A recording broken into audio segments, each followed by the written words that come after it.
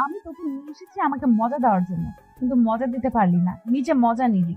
আমি গ্রাম থেকে এসেছি, আপনারা শহরের মেয়েরা যে এত বজ্জাত, এত খারাপ, এত লজ্জাহীন আমি শুনেছি। আজকে আমি এর প্রমাণ পেলাম। আমাকে যেতে দেন, আমাকে আর অত্যাচার করবেন না। তোকে এখন আমি যেতে দেব, এটা ভাবলি কি করে? তোকে 7 দিন খাবো, তারপর এখান থেকে যেতে দেবো, বুঝছিস? তার আগে তো নাই। দেখেন আপু, আপনি আমার সাথে এরকমটা করবেন না। আমি আপনার হাত জোর করে বলেছি আমাকে যেতে দেন এখান থেকে, আমার প্রচুর ভয় করতেছে। তুই হিজড়া নাকি? তুই একটা ছেলে, আমি একটা মেয়ে। কোথায় আমার ভয় পাওয়ার কথা? সেখানে আমি তোকে খাচ্ছি, আর তুই আমাকে স্পর্শ ঠিক মতো করতে পারতেছিস না। এটা কোনো কথা? তুই হিজড়া নাকি রে? দেখেন, আমি গ্রাম থেকে এসেছি, আমার বাবা অনেক আশা করে আমাকে শহরে পাঠিয়েছে। আমি ভালোভাবে লেখাপড়া শেষ করে ভালো একটা জব করব, তাদের মুখে হাসি ফুটাবো। আপনি আমাকে প্লিজ যেতে দেন। তুই কোথাও যেতে পারবি না। 7 দিন তোকে খাবো, নিজের ইচ্ছা মতো খেলবো, তারপর তোকে এখান থেকে যেতে দেব, তার আগে না। এই সময়া গেট বন্ধ করে দে, আর তালা লাগিয়ে দে। এই ছেলে যেন কোনোভাবেই বাইরে যেতে না পারে, কারণ আজকে আমি ভালো মতো মজা নিতে পারিনি, মাথা গরম আছে। আর একটা কথা খুব ভালোভাবে মাথায় ঢুকিয়ে দে, এই ছেলে যদি কোনোভাবে পালিয়ে যায় এখান থেকে, তাহলে তোদের অবস্থা খুব খারাপ আছে, একটাও বাঁচতে পারবি না। আমি এখন ক্যাম্পাসে যাচ্ছি, ক্যাম্পাস থেকে ফিরে এসে যেন দেখি ছেলে আছে, আর আমি যেন আমার মনের খোরাক মেটাতে পারি। কি রে নীতি, এরকম অত্যাচার করে ব্যবহার করছিস? ব্যাপার কি, মজা হয়নি নাকি? আর বলিস না, গ্রামের গাইয়া খ্যাত কোথাকার, আজকে প্রথম নাকি এইসব, তাই একটু তাড়াতাড়ি সবকিছু শেষ করে ফেলছে। আমার তো মাথা প্রচুর গরম। তাহলে ট্যাবলেট নিয়ে আসতে, তাইলে তো অনেকক্ষণ করতে পারতি। এখন মাথা গরম করে লাভ হবে কোনো বল? আরে শালাকে দেখে মনে হয় যে অনেকটা ভালোভাবে খেলতে পারবে, বাট আমি কি জানতাম এরকম হবে? আমি বুঝতে পারতেছি, বাট তুমিও তো নতুন। তাহলে তোর এত হইলো, ওই ছেলের হইলো না? ব্যাপারটা কি? আর তুই তো বাজি ধরে এসব করতেছিস, তাহলে কি দরকার? তুই চুপ থাকতো। বাজি ধরে করি আর যেটাই করি, বাট অনেক মজা পাইছি। আর আমি এই মজা কখনো ভুলতে চাই না, প্রতিদিন নিতে চাই। তুই চুপ থাক। দেখ, ভালো কথা বলে দুই একজনের সাথে এটা ওইটা কর, ঠিক আছে, কিন্তু এটা পার্মানেন্টলি দেওয়া বাদ দে, তাহলে জীবনটা শেষ হয়ে যাবে, বুঝলি? অনেক জ্ঞান দিয়ে ফেলেছিস, এখন চল আমরা ক্যাম্পাসে যাই, গিয়ে দেখি সেখানে মুরগি পাই কিনা, নিয়ে আসবো এখন। এই মডার্ন যুগে যদি আমি একজন মেয়ে হয়ে পেছনে পড়ে থাকি তাহলে কেমনে হয়? ছেলেরা যদি এক নারীতে আসক্ত না হতে পারে, তাহলে আমি মেয়ে হয়ে কেন এক এক পুরুষে আসক্ত হতে যাব? কোন দুঃখে! আমার তো পুরুষের অভাব পড়বে না, শুধু একটু চোখ মারলে পুরুষের লাইন লেগে যাবে। অনেক প্রেম করেছি, অনেক ছ্যাঁকাখোর দেখেছি, এটা দেখেছি ওইটা দেখেছি, কিছুই নেই জীবনে। জীবনটা উপভোগ করতে হবে। এভাবে গোমরা মুখ হয়ে প্রেম করে ছ্যাঁকা খেয়ে থাকার চেয়ে এইভাবে লাইফটাকে এনজয় করি। ক্যাম্পাসে এসে দেখি সবাই অনেক আনন্দ করতেছে। ফ্রেন্ডদের সাথে আড্ডা দেওয়ার পর ক্লাস না করে চলে আসলাম। আমার খুব খারাপ লাগতেছে, ভালো লাগতেছে না, ভেতরটা ছটফট করছে। তাই ফার্মেসিতে গিয়ে ওষুধের কথা বলতেই ফার্মেসিওয়ালা আমার দিকে হা করে তাকিয়ে রইল। একটা ধমক দিতেই ওষুধ বের করে দিল। টাকাটা দিয়ে ওষুধটা নিয়ে চলে আসলাম। কিচ্ছু ভালো লাগছে না, তাই ভাবলাম যে আর একটু মজা করা যাক। গিয়ে বাসায় এসে দেখি সবাই যে যার যার ব্যস্ত। আমি রুমে আসলাম, এরপর একজনকে কিছু ফলমূল নিয়ে আসতে বললাম। সে নিয়ে আসলো, রুমে ফলগুলো রেখে বাইরে চলে গেল। কিরে শালা, এইভাবে চুপচাপ মেরে শুয়ে আছিস কেন মেয়ে মানুষের মতো? ছেলেটা ঘুমিয়েছিল, হয়তো আমার এরকম ধমক শুনে উঠে বসে পড়লো, আর আমার দিকে অবাক দৃষ্টিতে তাকিয়ে রইল। হয়তো ভাবতে পারেনি যে আমি এত তাড়াতাড়ি ফিরে আসব। কি দেখতেছিল আমাকে? আমি জ্যান্ত মানুষ এখানে বসে আছি, ভূত না। যা, অবাক হবি তুই। আপু, আমি আপনার পায়ে পড়ি, আমাকে এখান থেকে যেতে দেন। আমি গ্রাম থেকে এসেছি আপু, প্লিজ আমাকে মাফ করেন, আমাকে যেতে দেন। যেতে চাইলে কি যাওয়া যায়? আর আমি তোকে কি বলেছি 7 দিন থাকতে হবে, তারপর তো এখান থেকে যাবে, তার আগে না। আপু, আমি আপনাকে একটা কথা বলি, প্লিজ আমাকে এখান থেকে যেতে দেন আপু, আমার খুব ভয় করতেছে। আপু প্লিজ, আমার বাবা মা গরিব মানুষ। জ্ঞান দিতে আসবি না, বুঝছস? এগুলো খেয়ে নিয়ে, আর তোর জন্য ওষুধ নিয়ে এসেছি, তাড়াতাড়ি এগুলো শেষ করে ওষুধ খাবি।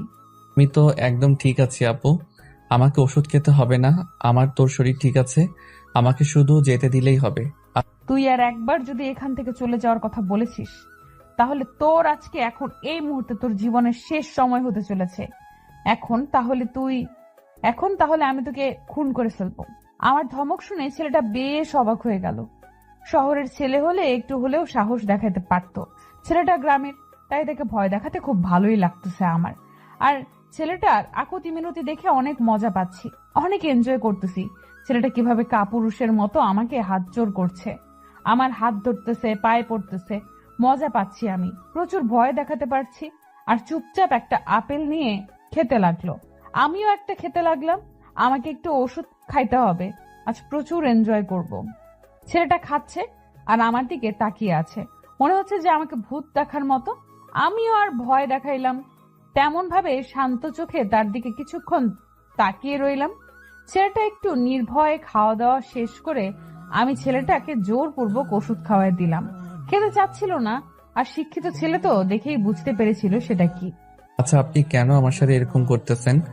আমি বুঝতেছি না আমি কি ভুল করছি যার জন্য আমাকে এত বড় শাস্তি দিচ্ছেন।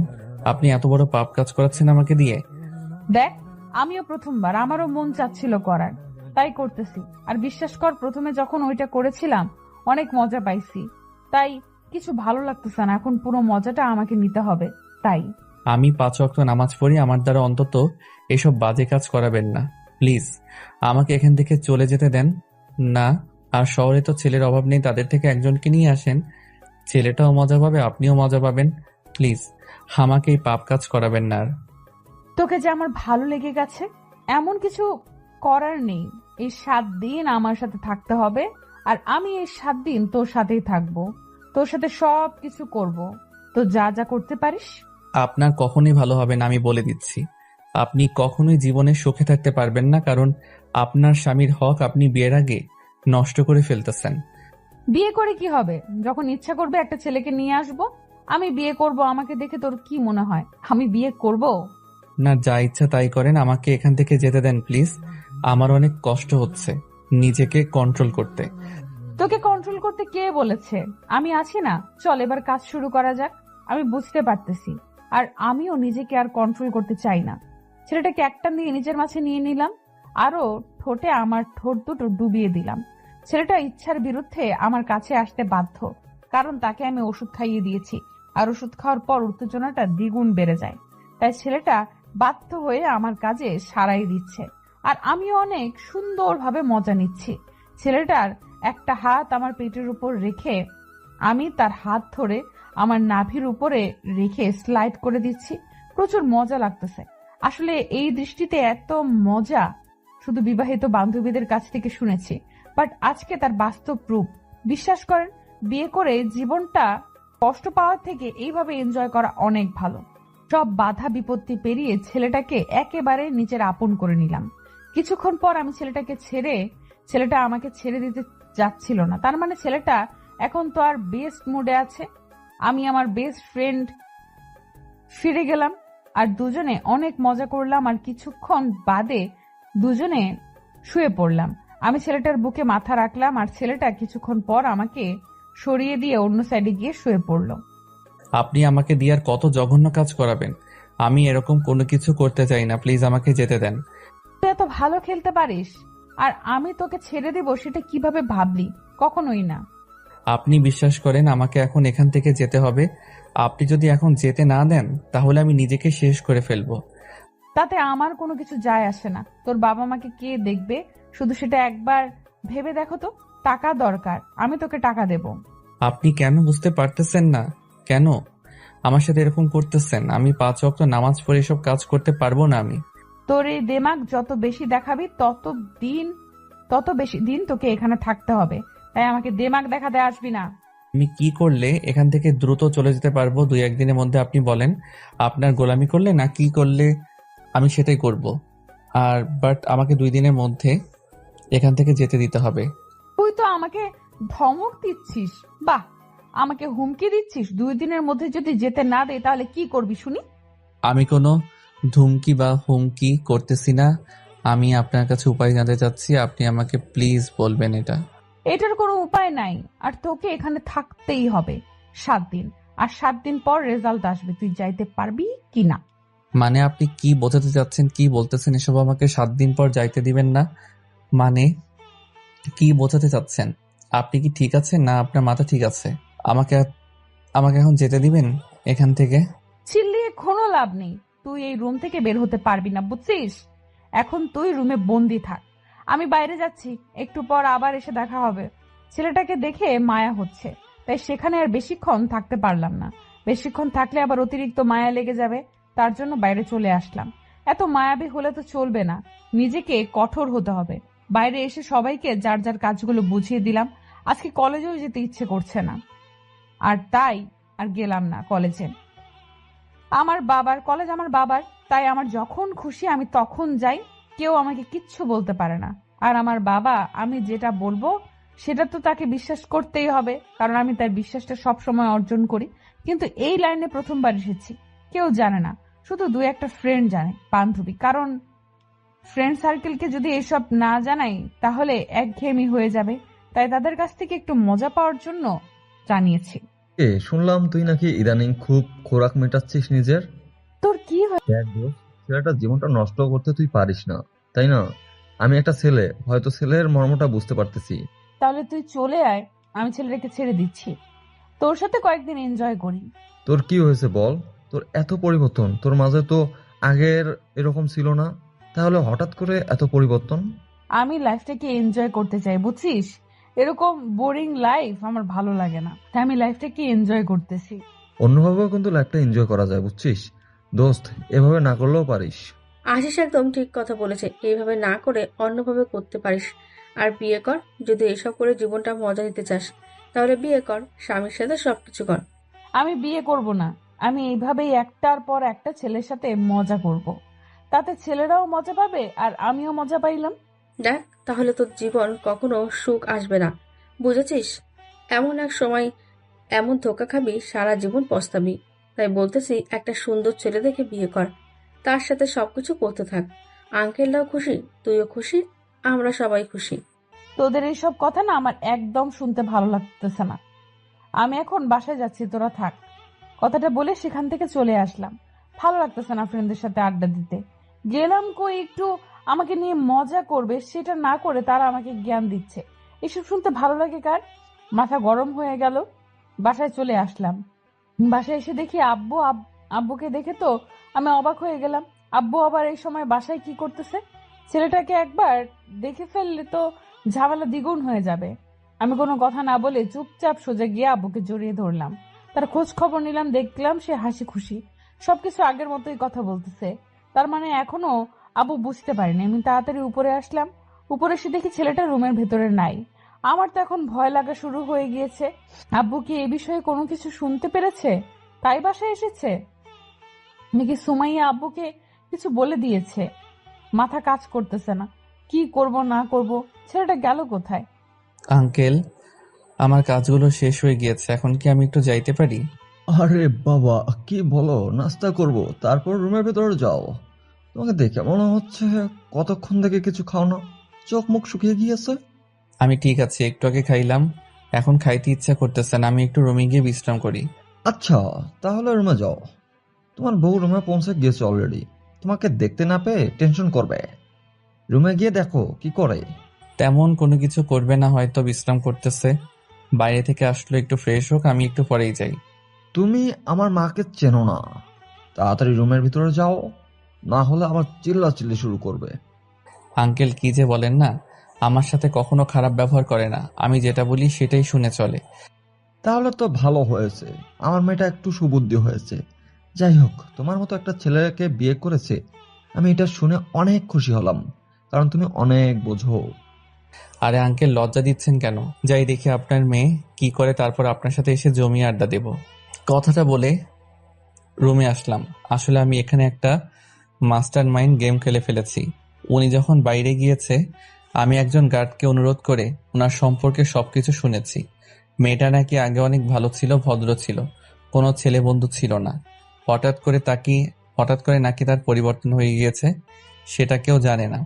আর ওনার বাবা থাকে দেশের বাইরে। তারপর আমি ম্যাডাম সাহেবার বাবার নাম্বার ম্যানেজ করে তাকে ফোন দিয়ে সবকিছু খুলে বলেছিলাম, আর উনি সাথে সাথেই বাসায় চলে এসেছে। নিজের ফ্লাইট আছে, সবকিছু নিজস্ব, অনেক বড়লোক মিলিয়নিয়ার। আর বাসা আসার পর আমার সাথে অনেক কথা বলছে। আর ওনার কথা শুনে মনে হলো যে ওনার একটু সমস্যা আছে।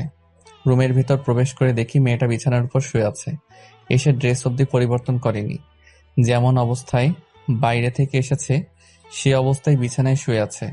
আর আমাকে দেখে চোখ বড় বড় করে তাকিয়ে রইল, আর অবাক দৃষ্টিতে এক নজরে আমার দিকে তাকিয়ে আছে।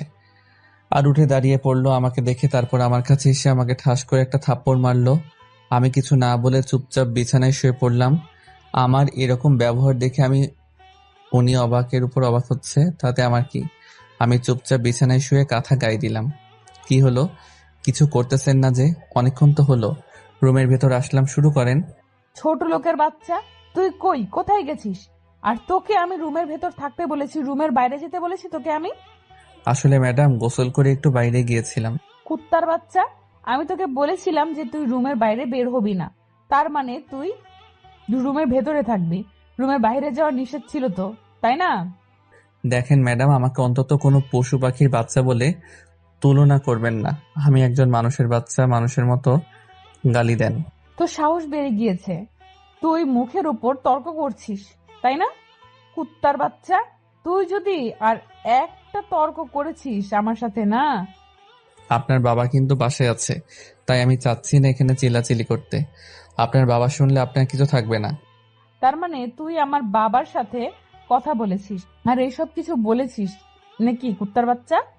দেখেন, আপনি আবার রেগে যাচ্ছেন। এটা কিন্তু মোটেও ঠিক না, আপনার স্বাস্থ্যের জন্য ক্ষতি।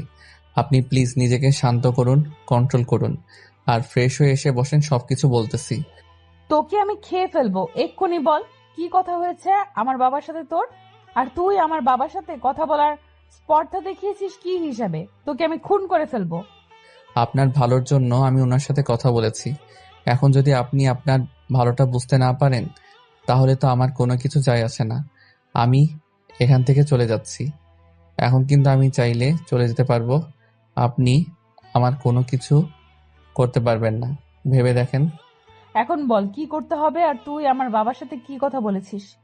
তেমন কিছু না, শুধু বলেছি আপনি আমাকে জোর করে বিয়ে করে নিয়ে এসেছেন আর আমার সাথে সবকিছু করেছেন। আপনার নাকি বাচ্চা লাগবে, তাই আমাকে জোর করে বিয়ে করেছেন। কুত্তার বাচ্চা, তোকে আমি এসব বলতে বলেছি? আমি তোকে বিয়ে করেছি তাই না? বড়লোক হওয়ার ধান্দা তো ভালোই পাইছিস। তুই এখনই আমার বাসা থেকে চলে যাবি। আমি তো এটা শোনার জন্যই অপেক্ষা করতেছিলাম যে কখন আপনি আমাকে এখান থেকে চলে যেতে বলেন, আর আমি এখান থেকে চলে যাই। আপনি ভালো থাকবেন, টাটা, বাই বাই। কুত্তার বাচ্চা, আমার স্বামী হওয়ার খুব শখ তাই না? দাঁড়া, তোকে আমি এক্ষুনি বিয়ে করতেছি, খুব শখ। তোর শখ আমি মেটাচ্ছি, ওয়েট কর। তারপর দেখ তোর কি হয়, তোর সাথে কি হয়। আমি আপনার বাবাকে শুধু বলেছি আমাদের মাঝে বিয়ে হয়েছে আর কয়েকদিন পর আপনি আমাকে ডিভোর্স দেবেন, এটাই।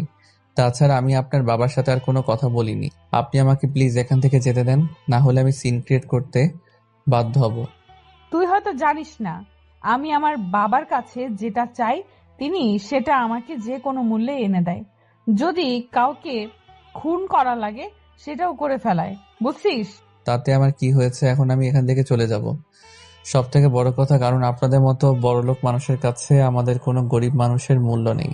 তোকে বলেছিলাম না আমি তোকে 3 দিন ব্যবহার করব, তারপর তোকে টাকা দেব। তুই এখান থেকে চলে যাবি চুপচাপ, এর আগে একটাও কথা বলবি না। আপনি টাকা দিয়ে অন্য ছেলেদের কিনে নিয়ে আসেন, আমাকে না।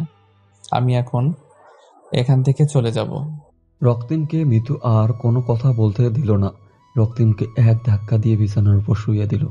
মিতু তার উপর শুয়ে পড়ল এবং রক্তিমের ঠোঁটে ঠোঁট দুটো মিতু নিজের ঠোঁটের আয়তে নিয়ে এলো এবং বসিয়ে দিল। রক্তিম শুধু শব্দ করতেছে আর নড়াচড়া করতেছে ব্যথার কারণে, কিন্তু মুখ খুলে কোনো কিছু বলতে পারতেছে না। মিতু তারপর নিজের ঠোঁট দুটো সরিয়ে রক্তিমের গলায় বসিয়ে দিল। রক্তিম ছেলে মানুষ, তার কারণে লজ্জা চিলিয়ে উঠতে পারল না, কারণ বাইরের সবাই জানে তাদের বিয়ে হয়ে গিয়েছে। রক্তিম অসহায়ের মতো সব অত্যাচার সহ্য করতে লাগলো। কোথায় সে ছোটবেলা থেকে শুনে এসেছে একজন ছেলে একটা মেয়েকে অত্যাচার করে, তাকে নানা ধরনের নির্যাতন করে, কিন্তু আজকে সে তার উল্টো প্রতিবেদন দেখতেছে, তাও আবার তার সাথেই হচ্ছে এটা। রক্তিম লজ্জার কারণে কোনো কিছু বলতে পারতেছে না, আবার শব্দ করতে পারতেছে না। আর এখন যদি এখানে চিল্লাচিল্লি করে বাইরে থেকে লোকে আসবে আর তাকে নিয়ে আরো হাসা ঠাট্টা করবে।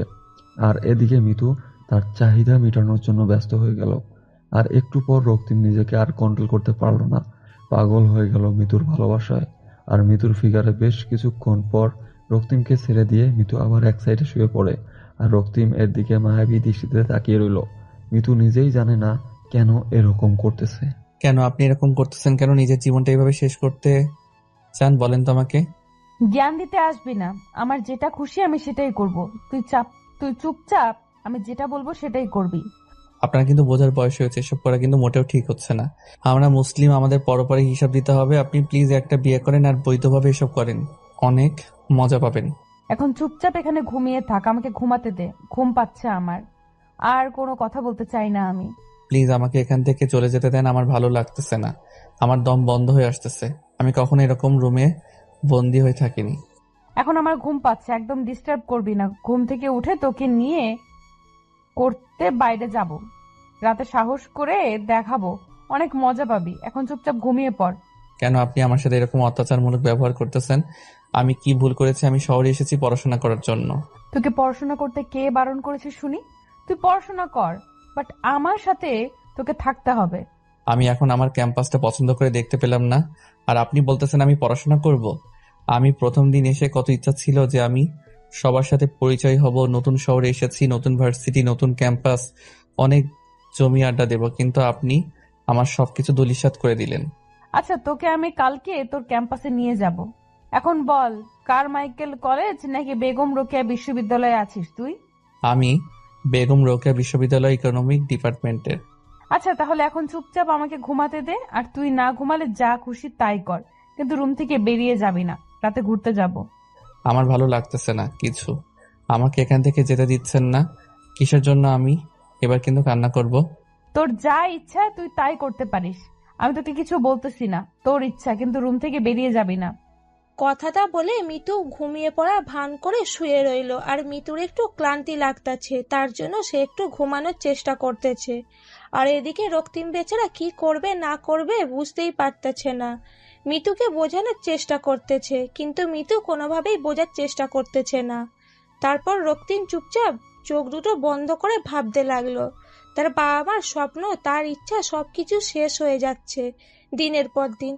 কেন যে সে এ শহরে আসলো আর কেন যে এই মেয়ের হাতে পড়লো সেটা ভাবতেই খুব খারাপ লাগছে রক্তিমের।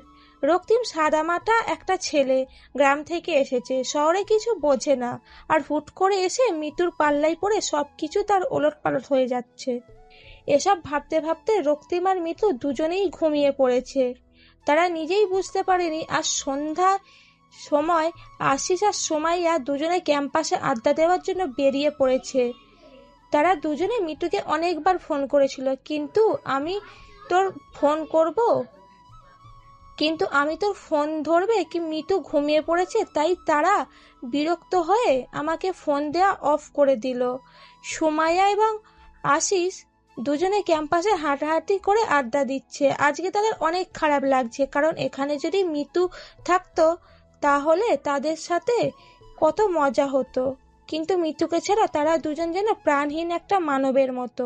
তোর কি মনে হয় মিতু যে কাজটা করতেছে ওই ছেলেটার সাথে, সেটা কি মোটেও ঠিক করতেছে? দেখ, আমিও তো কত করে বোঝানোর চেষ্টা করলাম, কিন্তু আমার কথা সে কানে নিল না। আমার মাথায় কোনো কিছু আসতেছে না যে এটার কিছু একটা করা উচিত, না হলে এভাবে চলতে থাকলে তো মিতু একসময় নষ্ট হয়ে যাবে। কিন্তু আমাদের একটা ভালো ফ্রেন্ড। তোর সাথে তো পরিচয় হয়েছে 3-4 বছর হলো, কিন্তু আমি ছোট থেকেই ওর সাথে বড় হয়ে গেছি, একেবারে একসাথে বড় হয়েছি। আমি তো বুঝতে পারছি। যখন তোকে এই কথাগুলো বলেছিল তখন তুই ওকে যদি মানা করতি বা কোনো কিছুর ভয় দেখাইতি, তাহলে হয়তো আজকে এরকম হতো না। তাতে মনে হয় কাজ হইতো। তুই যেভাবে বলতেছিস কোনো কাজ হইতো না, বুঝেছিস? এখন চুপচাপ থাকতো, মাথা ব্যথা করছে, এসব নিয়ে আর টেনশন করতে ইচ্ছা করছে না আমার। আচ্ছা চল, ওইদিকে গিয়ে কোনো কিছু খেয়ে তারপর বাসায় চলে যাব। আমারও ভালো লাগতেছে না, ঘুম পাচ্ছে প্রচুর আমার। আচ্ছা, আর তোর সাথে আমার কিছু পার্সোনাল কথা আছে, বলবো বলবো করে কখনোই বলা হয়নি। তাহলে এখন বল, সমস্যা কি? এখন তো আমরা দুজনে এখানেই আছি, আর কেউ তো নেই। আর মিতু থাকলে তো অকট লাগতো, তাহলে বলে দে। আজকে বলবো না, অন্য একদিন বলবো, আজকে ইচ্ছা করছে না। ওই রকম মন মেজাজ ভালো না যে বলবো পরে কোনো একদিন। আরে বল, সমস্যা নেই। আমার অত কিছু ভালো লাগতেছে না। তোর কথা শুনে যদি মন ভালো হয়ে যায়, বল, সমস্যা নেই, কেউ তো নেই। বাদ দে এসব কথা, পরে কোনোদিন বলবো। আজ ভালো লাগছে না আমার। চল এখন কিছু খেয়ে তারপর বাসায় চলে যাব। তাহলে কি আর করা, চল তাড়াতাড়ি। আমারও খুব ক্ষুধা লাগছে, আজকের ট্রিটটা দিবি। আমার কাছে কোনো টাকা নেই। আজকে আমি কোনো টাকা নিয়ে বের হইনি, তোর টাকাই খাবো তার জন্য। আচ্ছা চল, আমার কাছে কিছু টাকা আছে, সেটা দিয়ে তোকে খাওয়াবো, সমস্যা নেই। পরে কিন্তু তুই আমাকে খাওয়াবি। সেটা পরে দেখা যাবে, এখন চল তো, বকবক করতে ইচ্ছে করছে না আমার। সুমাইয়া আশিসকে পছন্দ করে আর আশিস সুমাইয়াকে পছন্দ করে, কিন্তু মুখ ফুটে কেউ কাউকে বলবে এই সাহসটা দুজনেই কারোর হয়ে ওঠেনি এখনো পর্যন্ত। আর এই বিষয়টা মিতু একটু খেয়াল করেছিল, কিন্তু পরে ভেবেছে ফ্রেন্ড তাদের মাঝে একটু হালকা পাতলা হয়তো ভালো লাগতেই পারে, বাট এটা নিয়ে বেশি কথা বলেনি মিতু। আর আজকের সুমাইয়া ভাবলো যে আশিসকে কথাটা বলে দিলে ভালো হয়, বাট পরে আর সাহস হয়ে উঠল না যে আশিস কি বলবে, তার জন্য আশিস কিনা বলে। এখন সেখানে চলে যাচ্ছে আর এদিকে হুট করে মিতুর ঘুম ভেঙে গেল আর ফোন হাতে নিয়ে দেখে সুমাইয়া আর আশিস তাকে অনেকবার ফোন করেছিল। ঘরের দিকে তাকিয়ে দেখে সন্ধ্যা পার হয়ে গিয়েছে, 7টা বাজে। মিতু ফোন ব্যাক না করে ফ্রেশ হওয়ার জন্য বাথরুমে গেল, তারপর ফ্রেশ হয়ে বেরিয়ে আসলো। এসে দেখে রক্তিম এখনো ঘুমিয়ে আছে। ঘুমন্ত অবস্থায় রক্তিমকে দেখতে পেয়ে মিতু আবারও তার উপর একটু দুর্বল হয়ে পড়ল। মিতু রক্তিমের কাছে এসে রক্তিমের ঠোঁটে নিজের ঠোঁট দুটো একটু স্পর্শ করে দিল, আর তখনই রক্তিম নড়াচড়া করে উঠল। মিতু এখান থেকে সরে গিয়ে আয়নার সামনে দাঁড়িয়ে পড়ল, আর মৃত্যুকে নতুন রূপ দেখে রক্তে একটু যেন জানি হয়ে গেল, বাট কোনো কিছু না বলে চুপচাপ সেখানেই চুপটি মেরে চোখ বন্ধ করে শুয়ে রইল রক্তিম। ঘুম হয়ে থাকলে এখন উঠে ফ্রেশ হয়ে নেন, আর এখন আমরা বাইরে যাব ঘোরার জন্য। রক্তিমের এরকম কথা শুনে অবাক হয়ে গেল মিতু, তার সাথে ভালো করে কথা বলতেছে এই ভাবতেই রক্তিম কেমন জানি শিউরে উঠল। তারপর রক্তিমের কোনো কথা না বলে চুপচাপ বাথরুমে গিয়ে ফ্রেশ হয়ে রেডি হয়ে নিল। তারপর ভালো লাগতেছে না রুমে থাকতে, আজকে 2 দিন ধরে রুম থেকে বের হয় না, তাই রক্তিমের খুব খারাপ লাগতেছিল। আর মিতু কথাটা বলার সাথে সাথেই রক্তিম ফ্রেশ হয়ে সে রেডি হয়ে নিল। শোন, একটা কথা বলি তোকে, বাইরে নিয়ে যাচ্ছি, এটা ভাবিস না যে তুই ইচ্ছা করলে সেখান থেকে পালিয়ে যেতে পারবি। যদি এরকম ভুল করিস তাহলে তোর জীবন আজকে থাকবে না, কালকেই তোকে মাটির তলে থাকতে হবে। আপনি এসব কি আবল তাবল কথা বলতেছেন? আমি কিছু বুঝতেছি না। তোকে বুঝতে হবে না, শুধু একটা কথা মাথায় রাখবি, যদি পালানোর চেষ্টা করিস তাহলে তোর জীবন আজকেই শেষ হয়ে যাবে, কথাটা মাথায় রাখিস। ঠিক আছে ম্যাডাম, কথাটা মাথায় থাকবে। প্লিজ এখন একটু তাড়াতাড়ি চলো না, আমার মাথা প্রচুর ব্যথা করতেছে রুমে থাকতে থাকতে। তোকে দেখতে কিন্তু অনেক সুন্দর লাগতেছে, মানতেই হবে যে কোনো মেয়ে দেখলে তোর প্রেমে পড়ে যাবে। কি যে বলেন না ম্যাডাম, আপনাকে কিন্তু দেখতে অনেক সুন্দর লাগতেছে। কালো শাড়িতে যে কোনো ছেলে দেখলে আপনার প্রেমে হাবুডুবু খাবে। আপনি কেন যে আমার মাঝেই পড়ে আছেন?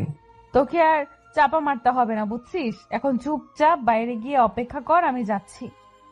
তারপর রক্তিম মিতুর কথার মতো বাইরে গিয়ে অপেক্ষা করলো, আর একটু পরে মিতু রুম থেকে বের হয়ে আসলো। আর মিতুকে দেখে এক মুহূর্তের জন্য থমকে দাঁড়িয়ে গিয়েছিলাম। আসলে আজকে মিতুকে অনেক সুন্দর লাগতেছে, কালো শাড়িতে আর সবকিছু ম্যাচিং করে পরেছে। কালো টিপ, চোখে কালো কাজল দিয়েছে আর ঠোঁটে হালকা করে লিপস্টিক দিয়েছে, লাল লিপস্টিক, সাথে কালো পাথরের চুড়ি এবং লাল দুটো সম্মিশ্রণ করে পড়েছে। চুলগুলো ছেড়ে দিয়েছে, এক সাইড করে হালকা একটু মেকআপ করেছে, অসাধারণ লাগতেছে। যে কোনো ছেলে এক দেখাতেই ফিদা হয়ে যাবে এই মেয়েটাকে দেখলে। এভাবে হা করে তাকিয়ে থেকে লাভ কি? মশা ঢুকে যাবে মুখের ভেতর, পেট খারাপ করবে, তাড়াতাড়ি আয়। জি ম্যাডাম, কিন্তু আপনাকে সত্যি সত্যি অসাধারণ লাগতেছে। এইভাবে আমাকে পাম দেওয়া লাগবে না, বুঝছিস? অন্য মেয়েকে পাম দিস, তাহলে মজা লাগবে। অন্য মেয়ের আমাকে পাম দিতে হবে না, এখন চল। আসলে মানুষের সৌন্দর্যের গুণগান করলে উনি নিজেকে কি যেভাবে বুঝতে পারে না। তুই কি কোনোভাবে আমাকে রোস্ট করার চেষ্টা করতেছিস নাকি রে? তোর মতলব কি শুনি? আমার আবার কিসের মতলব থাকলে ম্যাডাম সাহেব, চলেন। আমার সাথে এরকম ন্যাকামে করার চেষ্টা করবি না, বুঝছিস? তাহলে কিন্তু গাল আর গাল থাকবে না, একদম লাল হয়ে থাকবে সারা জীবনের জন্য। সরি ম্যাডাম, আমার ভুল হয়ে গেছে, মাফ করে দেবেন। আমি গরিব মানুষ, বুঝতে পারিনি, অতিরিক্ত কথা বলে ফেলেছি। কুত্তার বাচ্চা, আমি ভালো করে জানি তুই গরিব মানুষ, বারবার বলতে হবে না, এখন চুপচাপ চল আমার সাথে। রক্তিম খুব ভালো করে বুঝতে পারলো এখন আমরা যদি কথা বেশি বলি তাহলে তাকে আবার থাপ্পড় খাইতে হবে, তাই চুপ করে গেল আর মিতুকে ফলো করতেছে। রক্তিম এমনিতে যেদিকে যাচ্ছে রক্তিম পিছনে পিছনে যাচ্ছে। একটু পর মিতু গাড়ি বের করে নিল আর একদিন কোনো কথা না বললে চুপচাপ গাড়িতে গিয়ে বসে পড়ল, কারণ বেশি কথা বললে তাকে এখন মাইর খেতে হবে, তাই চুপ করে গিয়ে গাড়িতে বসে পড়ল। রক্তিম ভেবেছিল হয়তো রিক্সা করে ঘুরবে তারা, কিন্তু এখন সে গাড়িতে করে যাবে এটা ভাবতেই কেমন লাগতেছে। তার রিক্সাতে যদি ঘুরতে পারত এরকম একটা সুন্দরী রমণীর পাশে, তাহলে রক্তিম নিজেকে ধন্য মনে করত। যতই তার সাথে সবকিছু করুক, কিন্তু সেটা রুমের ভিতরে বাইরে এত সুন্দর একটা রমণীর সাথে রিক্সাতে করে ঘোরাও এটা মুখের কথা না, সেটা কল্পনাতে মনে হয়। কিন্তু আজকে রক্তিমের সাথে সুন্দর একটা পরিবেশ আছে, তার বাস্তব রক্তিম যতবার দেখেছে ততবার ফিদা হয়ে যাচ্ছে। জীবনে তো আর শহর দেখতে পারবে না, আজকে আমার জন্য দেখে নাও। কথাটা অবশ্য ঠিক বলছেন, আমারও তো সামর্থ্য নেই যে আমি টাকা খরচ করব এরকম বাজে কাজে। তোদের মতো গরিবদের কাছে তো এটা বাজে কাজ হতে পারে, তোরা তো কখনো নিজের মনের ফিলিংসটা বুঝিস না। এসব কথা বাদ দেন, এখন আমাকে কি করতে হবে সেটা বলেন। আপনার সাথে আর কি কি করতে হবে আমাকে? যেরকম আছিস চুপচাপ সেরকম থাকবি, এত কথা বলতে বলেছি? আমি যেখানে যাচ্ছি তুই আমার সাথে থাকবি, ঝামেলা শেষ। দেখেন, আজকে অনেক দিন হয়ে যাচ্ছে আমি আমার বাবা মার সাথে কথা বলতেছি না। তারা হয়তো আমার জন্য কান্নাকাটি করতেছে। প্লিজ একটু কথা বলতে দেন ওদের সাথে আমাকে। আমি যেটা বলেছি সেটাই হবে, 7 দিন পার না হওয়া পর্যন্ত আমি তোকে তোর বাসায় কথা বলতে দিব না। আজকে আমি গরিব, তাই আমার সাথে যা পাচ্ছেন তাই অত্যাচার করতেছেন, কিন্তু আমিও একদিন অনেক বড়লোক হব, সেদিন আপনাকে আমি কিনে রাখবো। ভালো কথা, আমার উপর যদি জিদ করে বড়লোক হতে পারিস তাহলে তো ভালোই হবে। দেখেন, ভালো হবে না বলে দিচ্ছি, আমার কোনো কিছু ভালো লাগতেছে না। কেন আপনি আমার সাথে এরকম করতেছেন? বেবি প্লিজ একটু শান্ত হও, না হলে কিন্তু এখানে তোমার সাথে রোম্যান্স করা শুরু করে দেব। আমার তো লজ্জা নাই, তুমি আবার। প্লিজ এরকম কোনো কিছু করবেন না, আমি এটার জন্য মোটেও প্রস্তুত না। আমি এখান থেকে নেমে যাব। বেবি সেই সাহস তো তোমার হয়নি এখনো। তুমি এখান থেকে যদি লাফ না দাও তোমাকে লাশ হয়ে ফিরে যেতে হবে তোমার গ্রামে, এই কথাটা মাথায় রাখিও। রক্তিম আর কোনো কথা বলার সাহস পেল না। মিতু যখন যেটা মন চাইছে সেটাই করতেছে। তারপর অনেকক্ষণ ঘোরাঘুরি শেষ করে মিতু অনেক ক্লান্ত, এখন তাকে বিশ্রাম নেওয়া অনেক প্রয়োজন। আর এদিকে রক্তিমের অবস্থা শেষ, কি বলবো তাকে নিয়ে, তার তো দেখার মতো অবস্থা হয়ে আছে। কি একটা বাজে সিচুয়েশনে ফেসে গিয়েছে, কিছু বলতে পারছে না, কিছু করতেও পারতেছে না। তারপর মিতু রিক্সাওয়ালাকে বলল তাদের বাসার সামনে নামিয়ে দিতে, আর সেই কথা শুনে রক্তিম মনে মনে একটু খুশি হলো। যাই হোক, তাকে হয়তো বাহিরের অত্যাচার সহ্য করতে হবে না। খুব ক্লান্ত লাগতেছে রক্তিমের, তাই রক্তিম মনে মনে একটু খুশি হলো। তারপর রিক্সাওয়ালা এসে মিতুদের বাসায় ওদের দুজনকে নামিয়ে দিয়ে চলে গেল। আর মিতু এবং রক্তিম দুজনের বাসার ভিতরে প্রবেশ করে দেখে মিতুর আব্বু সেখানে কয়েকজন গণ্যমান্য ব্যক্তির সাথে ব্যবসার কাজে নিয়ে আলাপ করতেছে। মিতু আর রক্তিম উপরে চলে আসলো। এখন আমি গোসল করব, একটু পানি তুলে নিয়ে আয়, আমি একটু পর বাথরুমে যাব। আমার না খুব ক্লান্ত লাগতেছে, একটু পরে যাই, আমার একটু বিশ্রাম নেওয়া প্রয়োজন, এখন খুব মাথাটা ধরেছে আমার। আমি তোর কথা শুনতে চেয়েছি, আমি যেটা বলতেছি তুই এখন সেটা করবি। পানি তুলে রেখে আয়, তারপর বিশ্রাম করবি, আমি গোসল করব, আমার ক্লান্ত লাগতেছে। আজকে গরিব বলে আপনার সব কথা আমি মাথায় পেতে নিচ্ছি, বুঝছেন? আজকে যদি আমার টাকা থাকতো না তাহলে হয়তো আমাকে এই কষ্ট সহ্য করতে হতো না। আজকে গরিব বলে সব কষ্ট মুখ বুঝে সহ্য করে নিচ্ছি। তোর এত কথা শোনার মতো সময় নাই, আমি যেটা বলছি সেটা কর। এখন এত বকবক করতেছিস কিসের জন্য? নাকি কিছু করব এখন তোকে? রক্তিম বাধ্য ছেলের মতো কাজ করতে চলে গেল, আর এদিকে মিতু বিছানায় শুয়ে পড়ল বিশ্রাম করার জন্য। আর এদিকে আশিস এবং সুমাইয়া, আজকেও তারা দুজনে বিকেলে এক জায়গায় বসে আছে। কেউ কোনো কথা বলতেছে না, চুপচাপ একে অন্যের দিকে তাকাচ্ছে, আবার চোখ নিচু করে নিচ্ছে। দুজন দুজনকে ভালোবাসে, কিন্তু কেউ আগে প্রকাশ করতে পারতেছে না। দুজনের মাঝে একই রকম অনুভূতি কাজ করতেছে, তাদের মাঝে একটা বাধা বিপত্তি কাজ করতেছে, বলবে কি বলবে না, তাদের মধ্যে একটা জড়তা কাজ করতেছে। কি হলো? গতকাল ডাকলি আসলাম, চলে গেলাম। আজকেও ডাকলি আসলাম, চলে যাব কি? কিছু বলবি? কিছু হয়েছে তোর? সমস্যা? কাউকে পছন্দ করিস নাকি? আসলে একটা কথা কি জানিস, আমি না বলতে পারছি না। দেখ, এটা তুই কি বলতেছিস? কি কথা বলবি? আমাকে বলতে আবার লজ্জা কিসের? বুঝতেছি না তো। আমি তোর বন্ধু, তাই না? সেটাই তো ভয় পাচ্ছি, কি যে হবে না হবে আমি কিছু ভেবে পাচ্ছি না। আর তুই একটু বুঝে নিতে পারিস না? আমি কি বুঝে নেব আর কি না বুঝে নেব বুঝতে পারতেছি না তো। আমি কিছুই বুঝতে পারতেছি না। তুই আমাকে বললে তো আমি বুঝতে পারবো। তোকে কোনো কিছু বুঝতে হবে না, এখন আমি যেটা বলছি সেটা শোনার জন্য অপেক্ষা কর। আমাকে আগে নিজের কাছে বুঝতে দে। আচ্ছা, তাহলে তুই আজকে রাতে ভেবে রাখিস, কালকে এসে আমাকে বলিস, বুঝছিস? আমি এখন যাচ্ছি, আমার একটা কাজ আছে।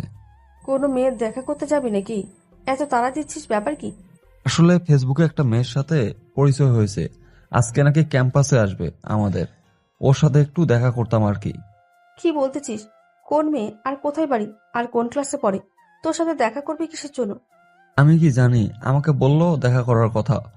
আর আমি কি বলবো? আমি বললাম ঠিক আছে, আজকে দেখা করব।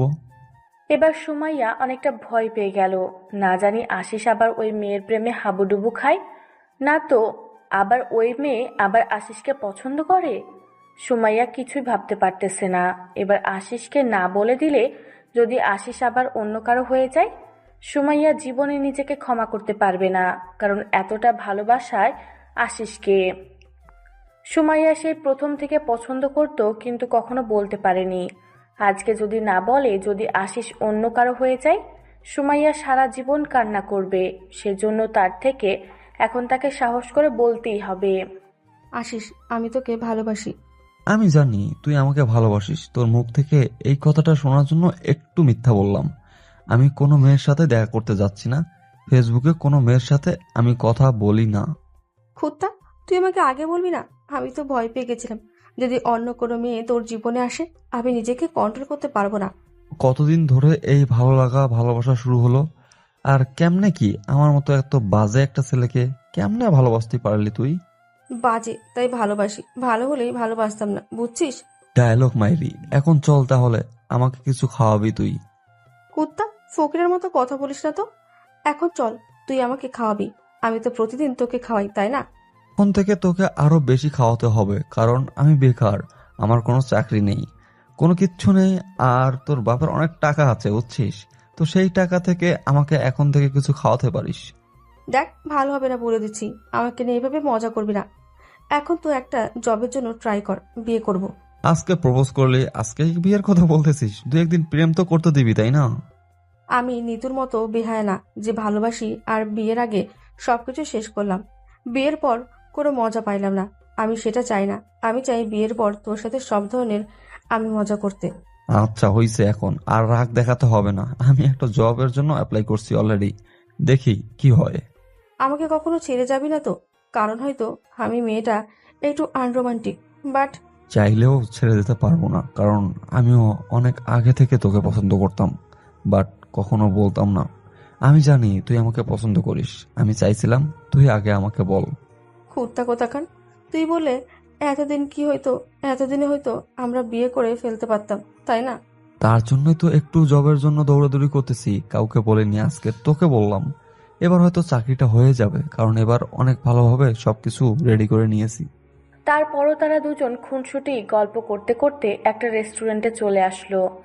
রেস্টুরেন্টে এসে খাবার অর্ডার দিল দুজনে, একসাথে অনেক এনজয় করলো, অনেক মজা করলো, তাদের ভালোবাসার প্রথম দিনে স্মৃতিচারণ করে রাখলো।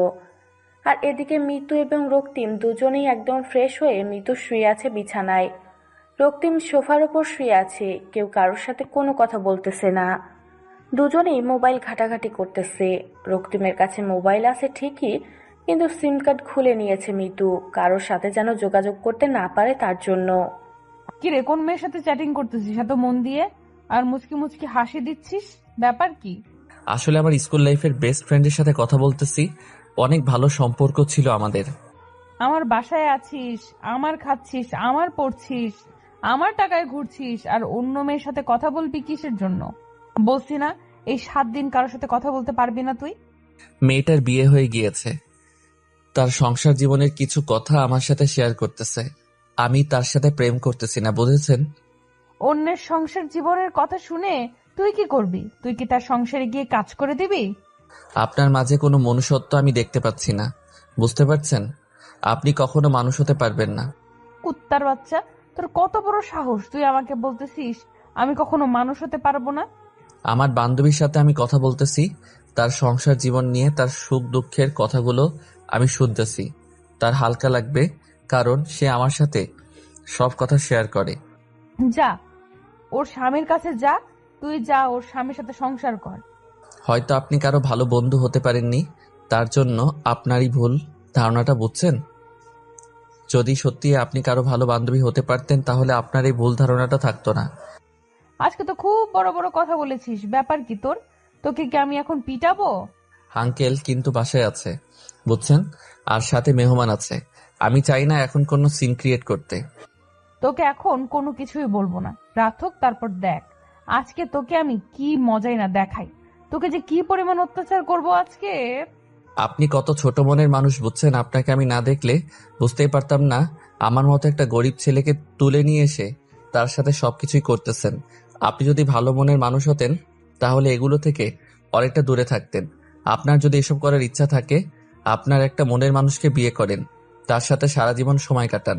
দেখবেন যে আপনার জীবনের সেরা কিছু মুহূর্ত আপনার লাইফে চলে আসবে। এভাবে কিন্তু জীবন চলে না, বুঝছেন? আমাকে জ্ঞান দিতে আসবি না, বুঝছিস? তাহলে কিন্তু তোর ভালো হবে না, কথাটা মাথায় রাখিস। আমি খুব ভালোভাবে জানি আমার ভালো হবে না, তাই এসব বলতেছি। মিতু আর নিজেকে কন্ট্রোল করতে পারল না, উঠে গিয়ে রক্তিমের ঠোঁট নিজের ঠোঁট দুটো বসিয়ে দিল। রক্তিমের ঠোঁটে ইচ্ছে মতো কামড় বসিয়ে দিতে লাগলো, রক্তিমের গলায় কামড় বসিয়ে দিতে লাগলো এবং বুকে আঁচড় দিতে লাগলো, যাতে করে রক্ত বের হয়। আর রক্তিমের অনেক কষ্ট হয়, অনেক যন্ত্রণা হয়। আমার ওইটা খাবেন না প্লিজ, আমার কষ্ট হচ্ছে। এটা খেলেই তো আমি বেশি মজা পাবো, এটা না খেলে তো আমি মজা পাবো না, বুঝছিস? তুই তো চুপচাপ করে থাক। আমি বুঝতে পারতেছি না আপনি কেন এত নোংরা কাজ করতেছেন, প্লিজ আমাকে ছেড়ে দেন। তুই চুপচাপ থাক আর নে, তুই এখন এই দুইটা খা, বুঝছিস? আমার পক্ষে সম্ভব না, আমি এত নোংরা কাজ করতে পারবো না, প্লিজ আপনি এখান থেকে সরে যান। ভালোই ভালোই বলতেছি, তাই গায়ে লাগতেছে না, তাই না? এখন যদি আবার বেশি রকম করে ফেলি, তখন তো আবার সুসুর করে খাবি। আপনি এটা মোটেও ঠিক করতেছেন, আমার সাথে এর জন্য আপনাকে একদিন পস্তাতে হবে। সেটা পরে দেখা যাবে, এখন যেটা করতে বলছি সেটা কর, না হলে কিন্তু খুন করে ফেলবো। আমার হাতে দেখতে পাচ্ছিস সেটা কি? আজকে কিন্তু 6ষ্ঠতম দিন, কালকে আমাকে প্লিজ বিদায় করে দিবেন। আমি এসব কাউকে বলবো না, আমি চলে যাব এই শহর থেকে। আচ্ছা ঠিক আছে, এখন তুই আমাকে মজা দিবি, আর যদি আমাকে ইচ্ছা মতো মজা দিতে পারিস তাহলে কিন্তু আমি তোকে কালকে ছেড়ে দিব। মিতু কথা শুনে রক্তিম একটু সাহস পেল। তারপর মিতুকে তার ইচ্ছে মতো আদর করতে লাগলো, যেটা আদর করলে একটা মেয়ে একদম মাতাল হয়ে যেতে পারে, সেই লেভেলের আদর করতে লাগলো রক্তিম মিতুকে।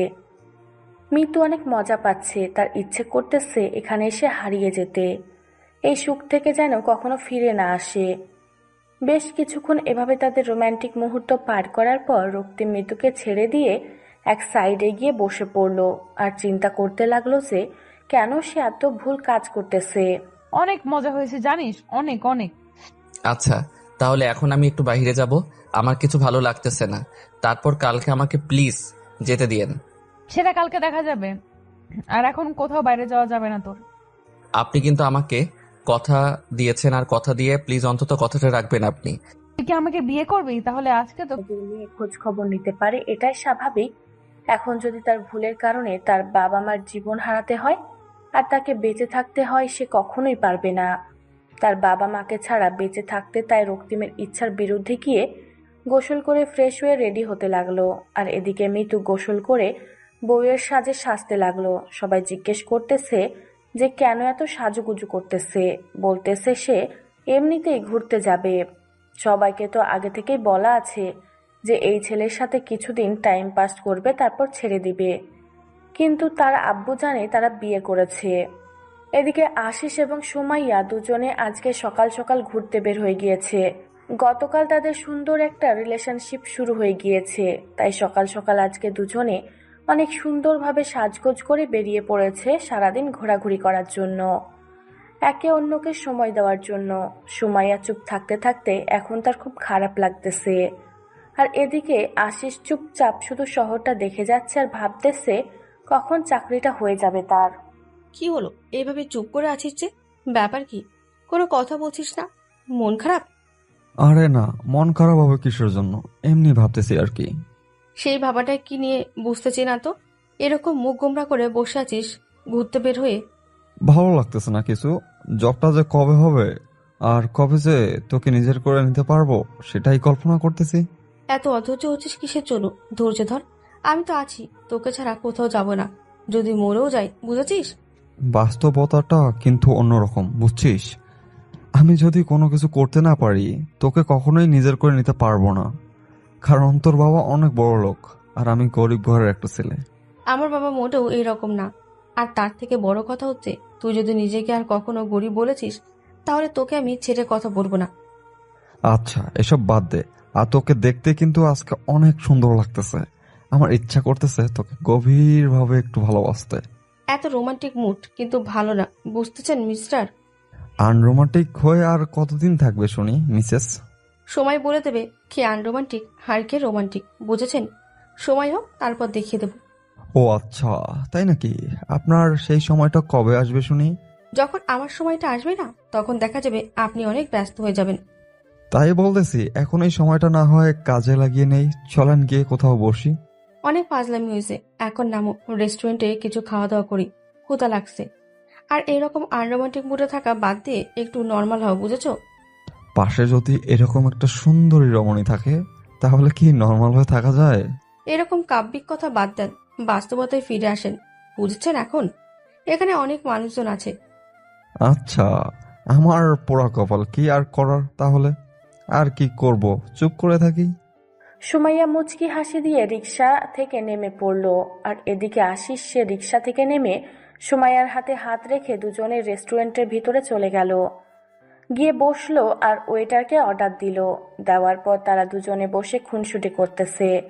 আর এদিকে আশিস সুমাইয়ার হাত নিয়ে খেলা করতেছে। আর সুমাইয়ার খুব ভালোই লাগতেছে আশিস এরকম দুষ্টুমিগুলো। অনেকক্ষণ দুষ্টুমি করার পর তাদের খাবার চলে আসলো। তারা খাওয়া দাওয়া শেষ করে উঠে যাবে, এই মুহূর্তে সুমাইয়ার ফোনে ফোন আসলো। সুমাইয়া ফোন হাতে নিয়ে দেখে যে মিতুর ফোন। কোথায় রে? তোর কোনো খোঁজ খবর পাওয়া যাচ্ছে না দুদিন থেকে। ব্যাপার কি? কই হারিয়ে গেছিস? আমি আবার কোথায় হারিয়ে যাব? তোর কোন খোঁজ খবর পাওয়া যাচ্ছে না? আমরা তো ঠিকই আছি, তুই তো ক্যাম্পাসে আসতিস না। কি মজা নিচ্ছিস তুই, ভালো জানিস। আচ্ছা, এসব বাজে কথা বাদ দে। এখন একটা ভালো কথা বলি, মন দিয়ে শোন। যেটা বলতেছি সেটা কর। তোর আবার কি হলো? তুই আবার কি ভালো কথা বলতেছিস বল। তোর কিছু লাগবে, কোনো সেফটি লাগলে বল, নিয়ে গিয়ে দিয়ে আসি। ফাজলামি বাদ দে। আমি বিয়ে করতেছি আর কাজে অফিসে যা, সবকিছু রেডি করে রাখ, আমি যাচ্ছি। মাথা ঠিক আছে তোর? কি বলতেছিস তুই? কালকে না পরশুদিন বললি যে তুই কখনো বিয়ে করবি না, আর এখন বলতেছিস বিয়ে করছিস? কাকে বিয়ে করছিস শুনি? যে ছেলেকে তুলে এনে রেখে দিয়ে মজা নিতেছি সেই ছেলেকেই বিয়ে করতেছি, বুঝছিস? আর কোনো কিছু বলা লাগবে তোকে? এখন যেটা বলতেছিস সেটা শোন। কি বলছিস? আমার মাথায় কোনো কিছু ঢুকছে না। তুই ওই ছেলেকে কেন বিয়ে করছিস? এত বড় লোকের মেয়ে হয়ে তুই? আর একটা যদি কথা বলেছিস, এখন আছিস কে সঙ্গে নিয়ে আয়। এখন আশিসকে সঙ্গে নিয়ে আয়। আশিসকে ফোন করার, ফোন দিয়ে বল যে তোর সাথে দেখা করতে। আর তুই আশিসকে সঙ্গে করে কাজে অফিসে আয়। আচ্ছা, তাহলে দেখা হলে বাকি কথা হবে। এখন তুই তাহলে বেরিয়ে আয়, আমরা যাচ্ছি কাজী অফিসে। কি হয়েছে বুঝতে পারলাম না। কার বিয়ে আর কিসের বিয়ে? কিসের কাজে অফিস? নিতু বিয়ে করছে। যে ছেলেটাকে নিয়ে গিয়ে মজা করতেছিল, সেই ছেলের প্রতি এত মায়া জন্ম হয়ে গিয়েছে, এখন তাকে বিয়ে করবে। এই মিতুটা না ছেলেটার জীবনটা নষ্ট করে দিল। এখন বিয়ে করার পর কিছুদিন পর ছেড়ে দিবে। ছেলেটা মিতুর মায়া পড়ে যাবে আর ছেলেটা পাগল হয়ে থাকবে। এটাই হচ্ছে মিতুর প্ল্যান। ছেলেটার জীবনটা নষ্ট করে দিয়ে কি লাভ তার? তুই তো ভালো করে নিতুকে চিনিস, তাই না?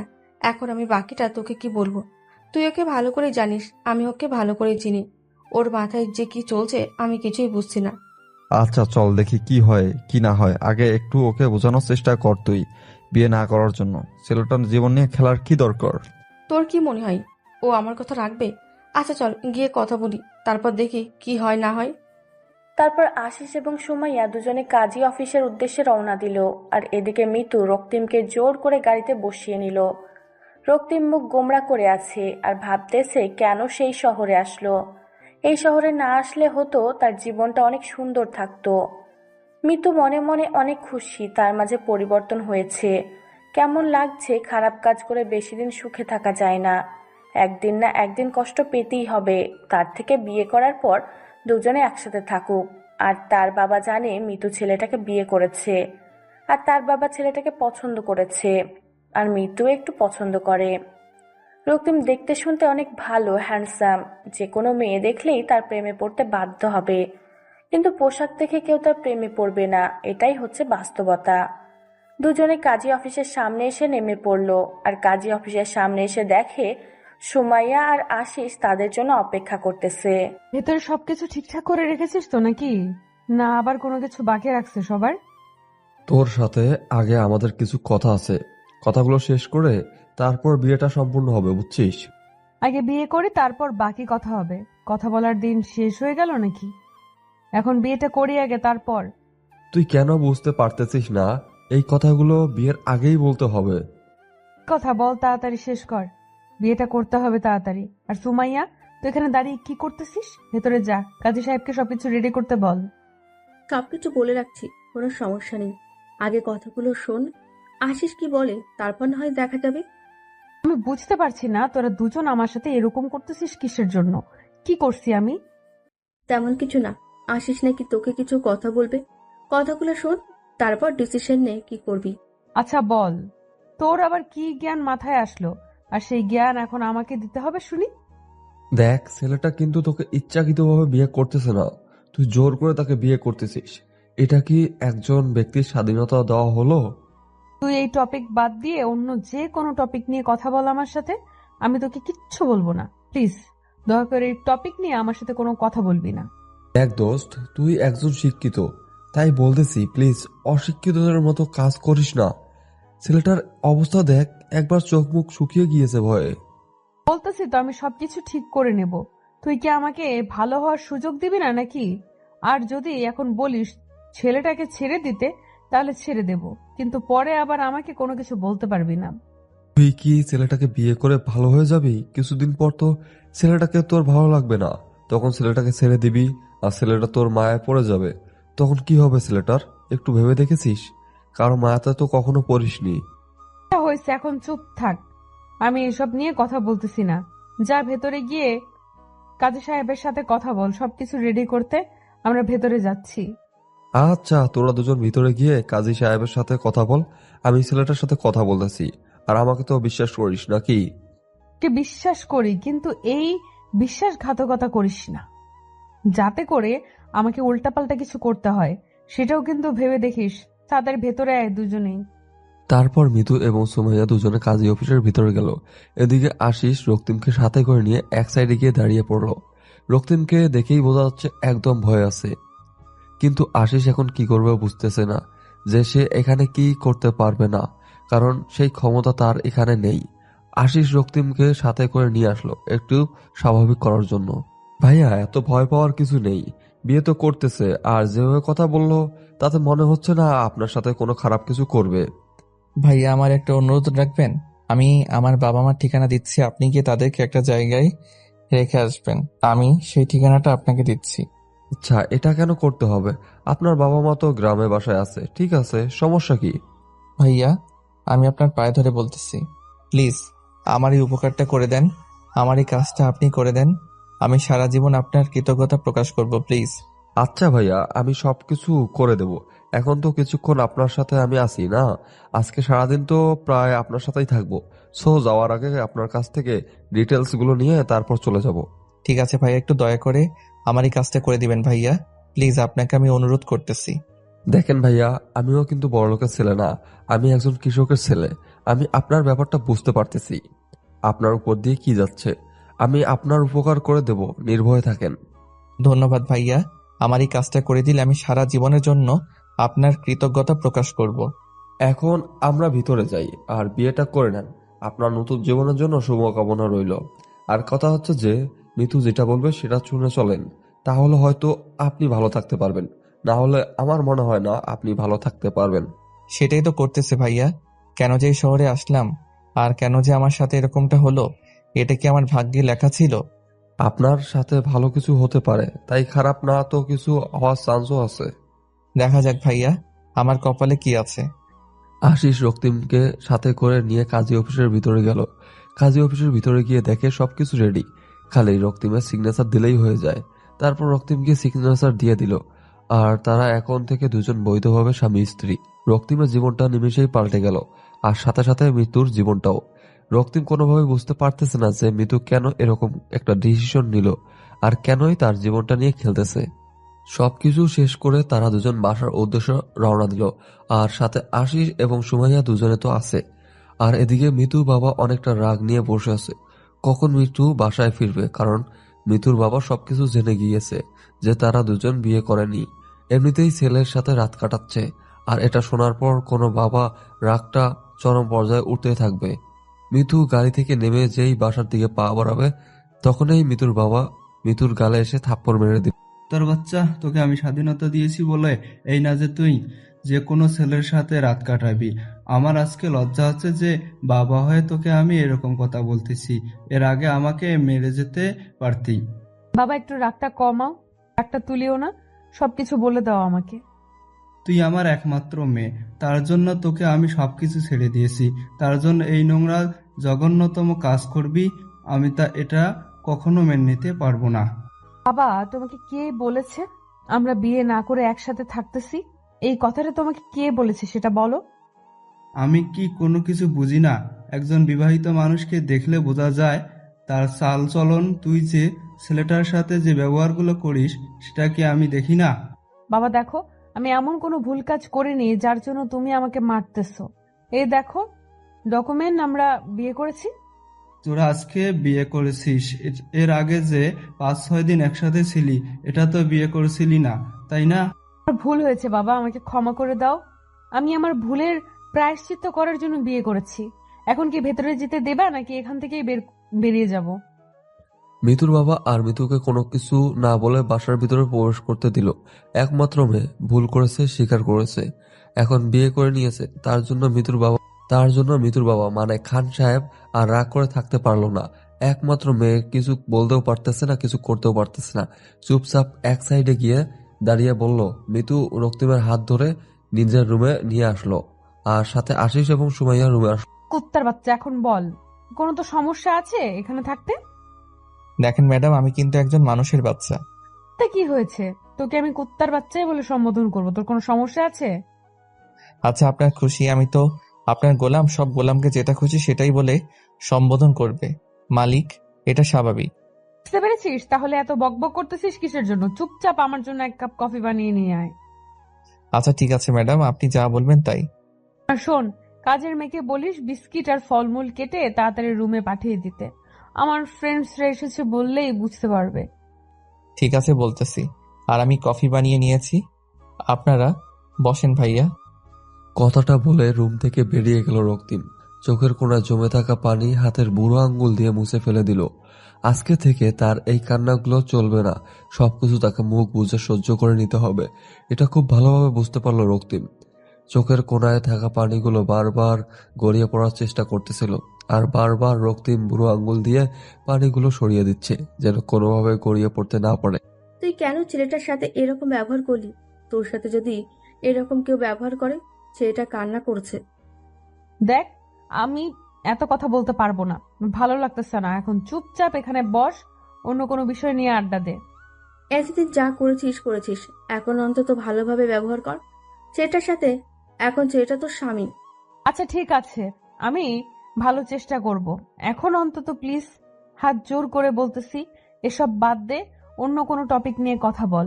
আর তোদের দেখা পাওয়া যাচ্ছে না, আগের মতো আসিস না, ব্যাপার কি? কিভাবে আসতে পারি বল?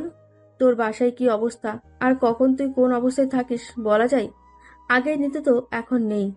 তুই যে বলিস না আমি আগের মতোই আছি, কিন্তু তোরা আগের মতো নেই। তোদেরকে দেখে কেমন জানি লাগছে আমার একটু। ব্যাপার কি বলতো? কোনো ব্যাপার নেই, এখন আমরা যাচ্ছি। তোর বিয়ের কাজ কমপ্লিট করে দিয়েছি, এখন আমার কিছু কাজ আছে, আমি যাচ্ছি। সুমাইয়া, তুই এখন যাবি নাকি এখানে আড্ডা দিবি? আমি এখানে থেকে কি করব?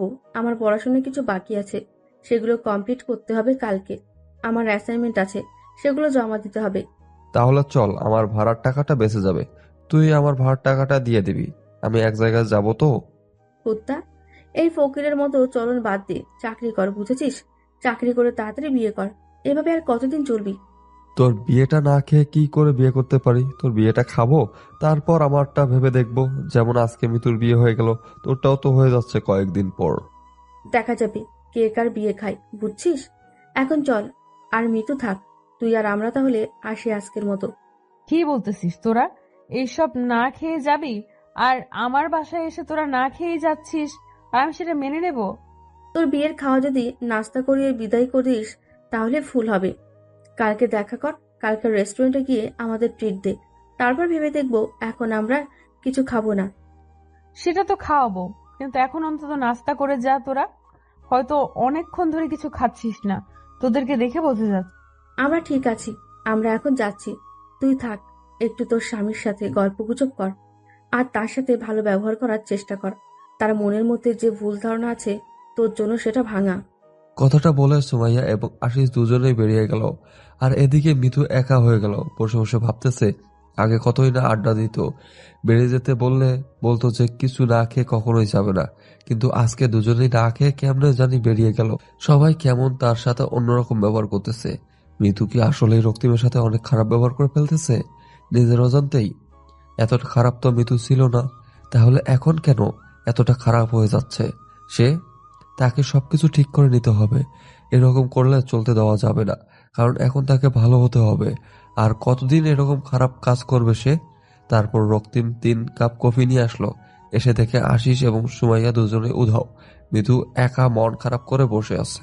এই নেন আপনার কফি। আর ভাইয়া অ্যান্ড আপুটা কই গেল? আচ্ছা, আমি কি সত্যি তোমার সাথে অনেক খারাপ ব্যবহার করে ফেলেছি, তাই না? আপনি এসব কি বলছেন? আপনার মাথা ঠিক আছে তো? কি উল্টাপাল্টা কথা বলতেছেন? আমার মনে হচ্ছে আমি সত্যি আপনার সাথে অনেক খারাপ ব্যবহার করে ফেলেছি। এটা মোটেও ঠিক হচ্ছে না। আচ্ছা, আপনার হয়েছেটা কি বলবেন তো? আপনি আবার অসুস্থ হয়ে পড়লেন না তো এরকম করে কথা বলতেছেন? কুত্তার বাচ্চা, আমি একদম ঠিক আছি, এখন ভালোভাবে কথা বলছি তো, মজা নিচ্ছিস তাই না? মজা নেওয়ার সাধ্য কি আর আমার আছে? আমি কি মজা নিতে পারি? হইছে, আর এভাবে চাপা মারতে হবে না। আশিস ভাইয়া কই গেল? ওনার সাথে তো ভালো করে কথাই বলা হলো না আমার। চলে গেছে, দুজনে দুজনের কাজ আছে তাই তারা চলে গিয়েছে। এখন তুই চাইলে তোর বাসায় যেতে পারিস, আমি তোকে কিছু বলবো না। আপনি সত্যি বলছেন তো? আমি বাসায় চলে যেতে পারবো? আমি একবার যেটা বলি সেটাই করি। তোর যদি মন চায় এখন তুই বাসায় যেতে পারিস, আমি তোকে কিচ্ছু বলবো না। আপনার হয়েছেটা কি বলবেন তো? আপনি এভাবে কথা বলতেছেন কেন? আপনার মন খারাপ কেমন জানি লাগতেছে আপনাকে, ব্যাপার কি? কোনো ব্যাপার না, এখানে আমি যেটা বলছি এখন তুই সেটা কর, যা ইচ্ছা তাই করতে পারিস। ঠিক আছে, তাহলে এই নেন আপনার কফি। আমি আমার বাসায় চলে যাচ্ছি। চলে যাবে কিছু বলবো না, কিন্তু আজকে আমাদের বিয়ে হয়েছে। যদি কখনো মনে হয় যে আমার কাছে তো ফিরে আসা উচিত, ফিরে আসিস, আমি ভালো হয়ে যাব। রক্তিম মিতুর কথা শুধু শ্রাবণ করলো, সেই কথায় আর কোনো পাত্তা দিল না। রক্তিম অনেক খুশি, সে এখন বাসায় যেতে পারবে, আর তাকে কেউ কোনো কিছু বলবে না। রক্তিম আর বেশিক্ষণ দেরি করলো না, ঝটপট সবকিছু গুছিয়ে নিয়ে বেরিয়ে পড়লো। কেউ কিছু বলে ওঠার আগেই রক্তিম বেরিয়ে পড়লো, আর একটা গাড়িতে করে স্টেশনে পৌঁছে গেল। আর ঝটপট টিকিট কেটে সে সোজা তার গ্রামের উদ্দেশ্যে মুহূর্তের মাঝে রওনা হয়ে গেল। অপেক্ষা করলো না, কারণ কতদিন পর তার বাবা মার সাথে সে কথা বলবে, কতদিন পর তাদের সাথে দেখা করবে।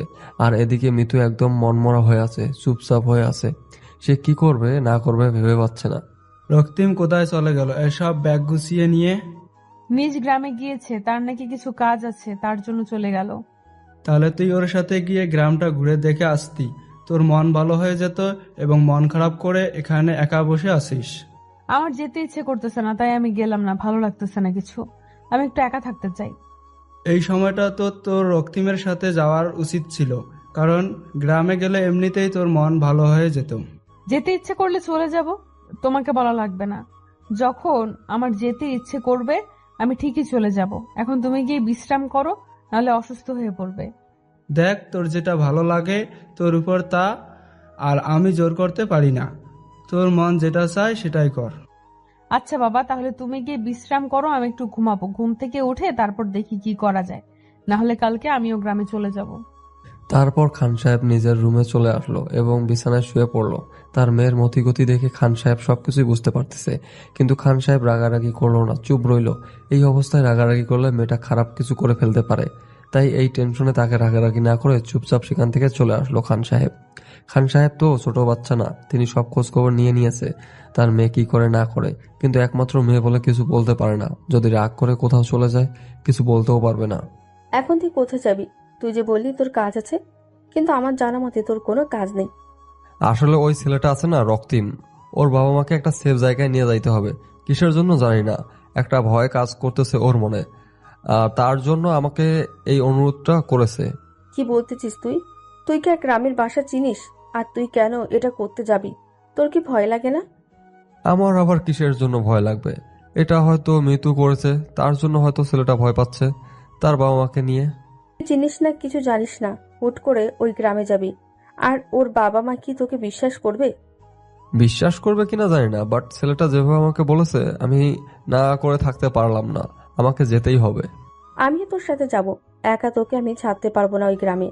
আর তুই কখনো ওই গ্রামে যাস নাই, কিছু চিনিস না। আমি তোকে একা পাঠিয়ে দিয়ে টেনশন করতে পারবো না। আমার কিছু হবে না, তুই থাক। তোকে নিয়ে গেলে আলাদা একটা টেনশন বাড়িয়ে দিতে চাই না। তুই এখানে থাক, ভালো থাক। আমি ফিরে আসবো 2 দিনের ভিতরে। আমি পাগলি হয়েছি তাই না? তোকে আমি একা যেতে দেব? আমার জীবন থাকতে আমি তোকে একা যেতে দেব না, বুঝেছিস? তুই এটা নিয়ে এত সিরিয়াস হয়ে যাচ্ছিস কেন বুঝতে পারতেছি না বিষয়টা। আমি যাব, ঝামেলা শেষ। এখন কি তুই আমার সাথে ঝগড়া করবি, নাকি আমাকে সাথে করে নিয়ে যাবি? কোনটা? যদি আমাকে না নিয়ে যেতে পারিস তাহলে তোর যাওয়া হবে না। পাগলি মেয়ে, এভাবে জেদ করতে নেই বুঝছিস। আমি যাব, ফিরে আসবো। তুই জানিস ভালোবাসার মানুষটাকে না এক মুহূর্তের জন্য কোনো বিপদের দিকে ঠেলে দিতে পারে না কোনো মেয়ে। আর আমি তো আমার নিজের জীবনের থেকেও তোকে বেশি ভালোবাসি। আমি কি করে পারবো তোকে অজানা অচেনা একটা জায়গায় একা যেতে দিতে? দুজনেই যাব, মরলে দুজনেই মরবো। আরে আমি তোর সাথে কথায় পারবো না, আমি ভালো করে জানি। আচ্ছা গিয়ে রেডি হয়ে নে। আমিও গিয়ে রেডি হয়ে নিচ্ছি। আচ্ছা, আমার কোনো কিছু লাগবে না, আমার সবকিছু সাথে আছে। টাকা থাকলে আর কিছু লাগবে না। এখন চল। তাহলে তুই এখানে কোনো একটা রেস্টুরেন্টে অপেক্ষা কর আমার জন্য, আমাকে যেতে হবে। আর তোকে তো ছেলেদের হোটেলে নিয়ে যেতে পারি না, তাই না? আচ্ছা ঠিক আছে, আমি এখানে অপেক্ষা করছি। বেশিক্ষণ সময় নিবি না। আমি কিন্তু একা এখানে বেশিক্ষণ থাকতে পারবো না, তাহলে কিন্তু চলে আসবো। তুই দিন দিন না পাগলি হয়ে যাচ্ছিস, বুঝছিস? নিজেকে একটু কন্ট্রোল কর। আমি নিজেকে কোনো কন্ট্রোল করতে চাই না। এখন তুই যা, আর আমি এখানে তোর জন্য অপেক্ষা করছি। তোর হাতে সময় 30 মিনিট দিলাম, যা। তারপর আশিস বেশিক্ষণ সময় নিল না, তাড়াতাড়ি চলে আসলো হোটেলে। আর হোটেলে এসে একটু ফ্রেশ হয়ে যা যা প্রয়োজনীয় জিনিস সেগুলো ব্যাগে নিয়ে নিল। তারপর সুমাইয়ার কাছে চলে আসলো, সঙ্গে করে বাসার উদ্দেশ্যে রওনা দিয়ে দিয়েছে।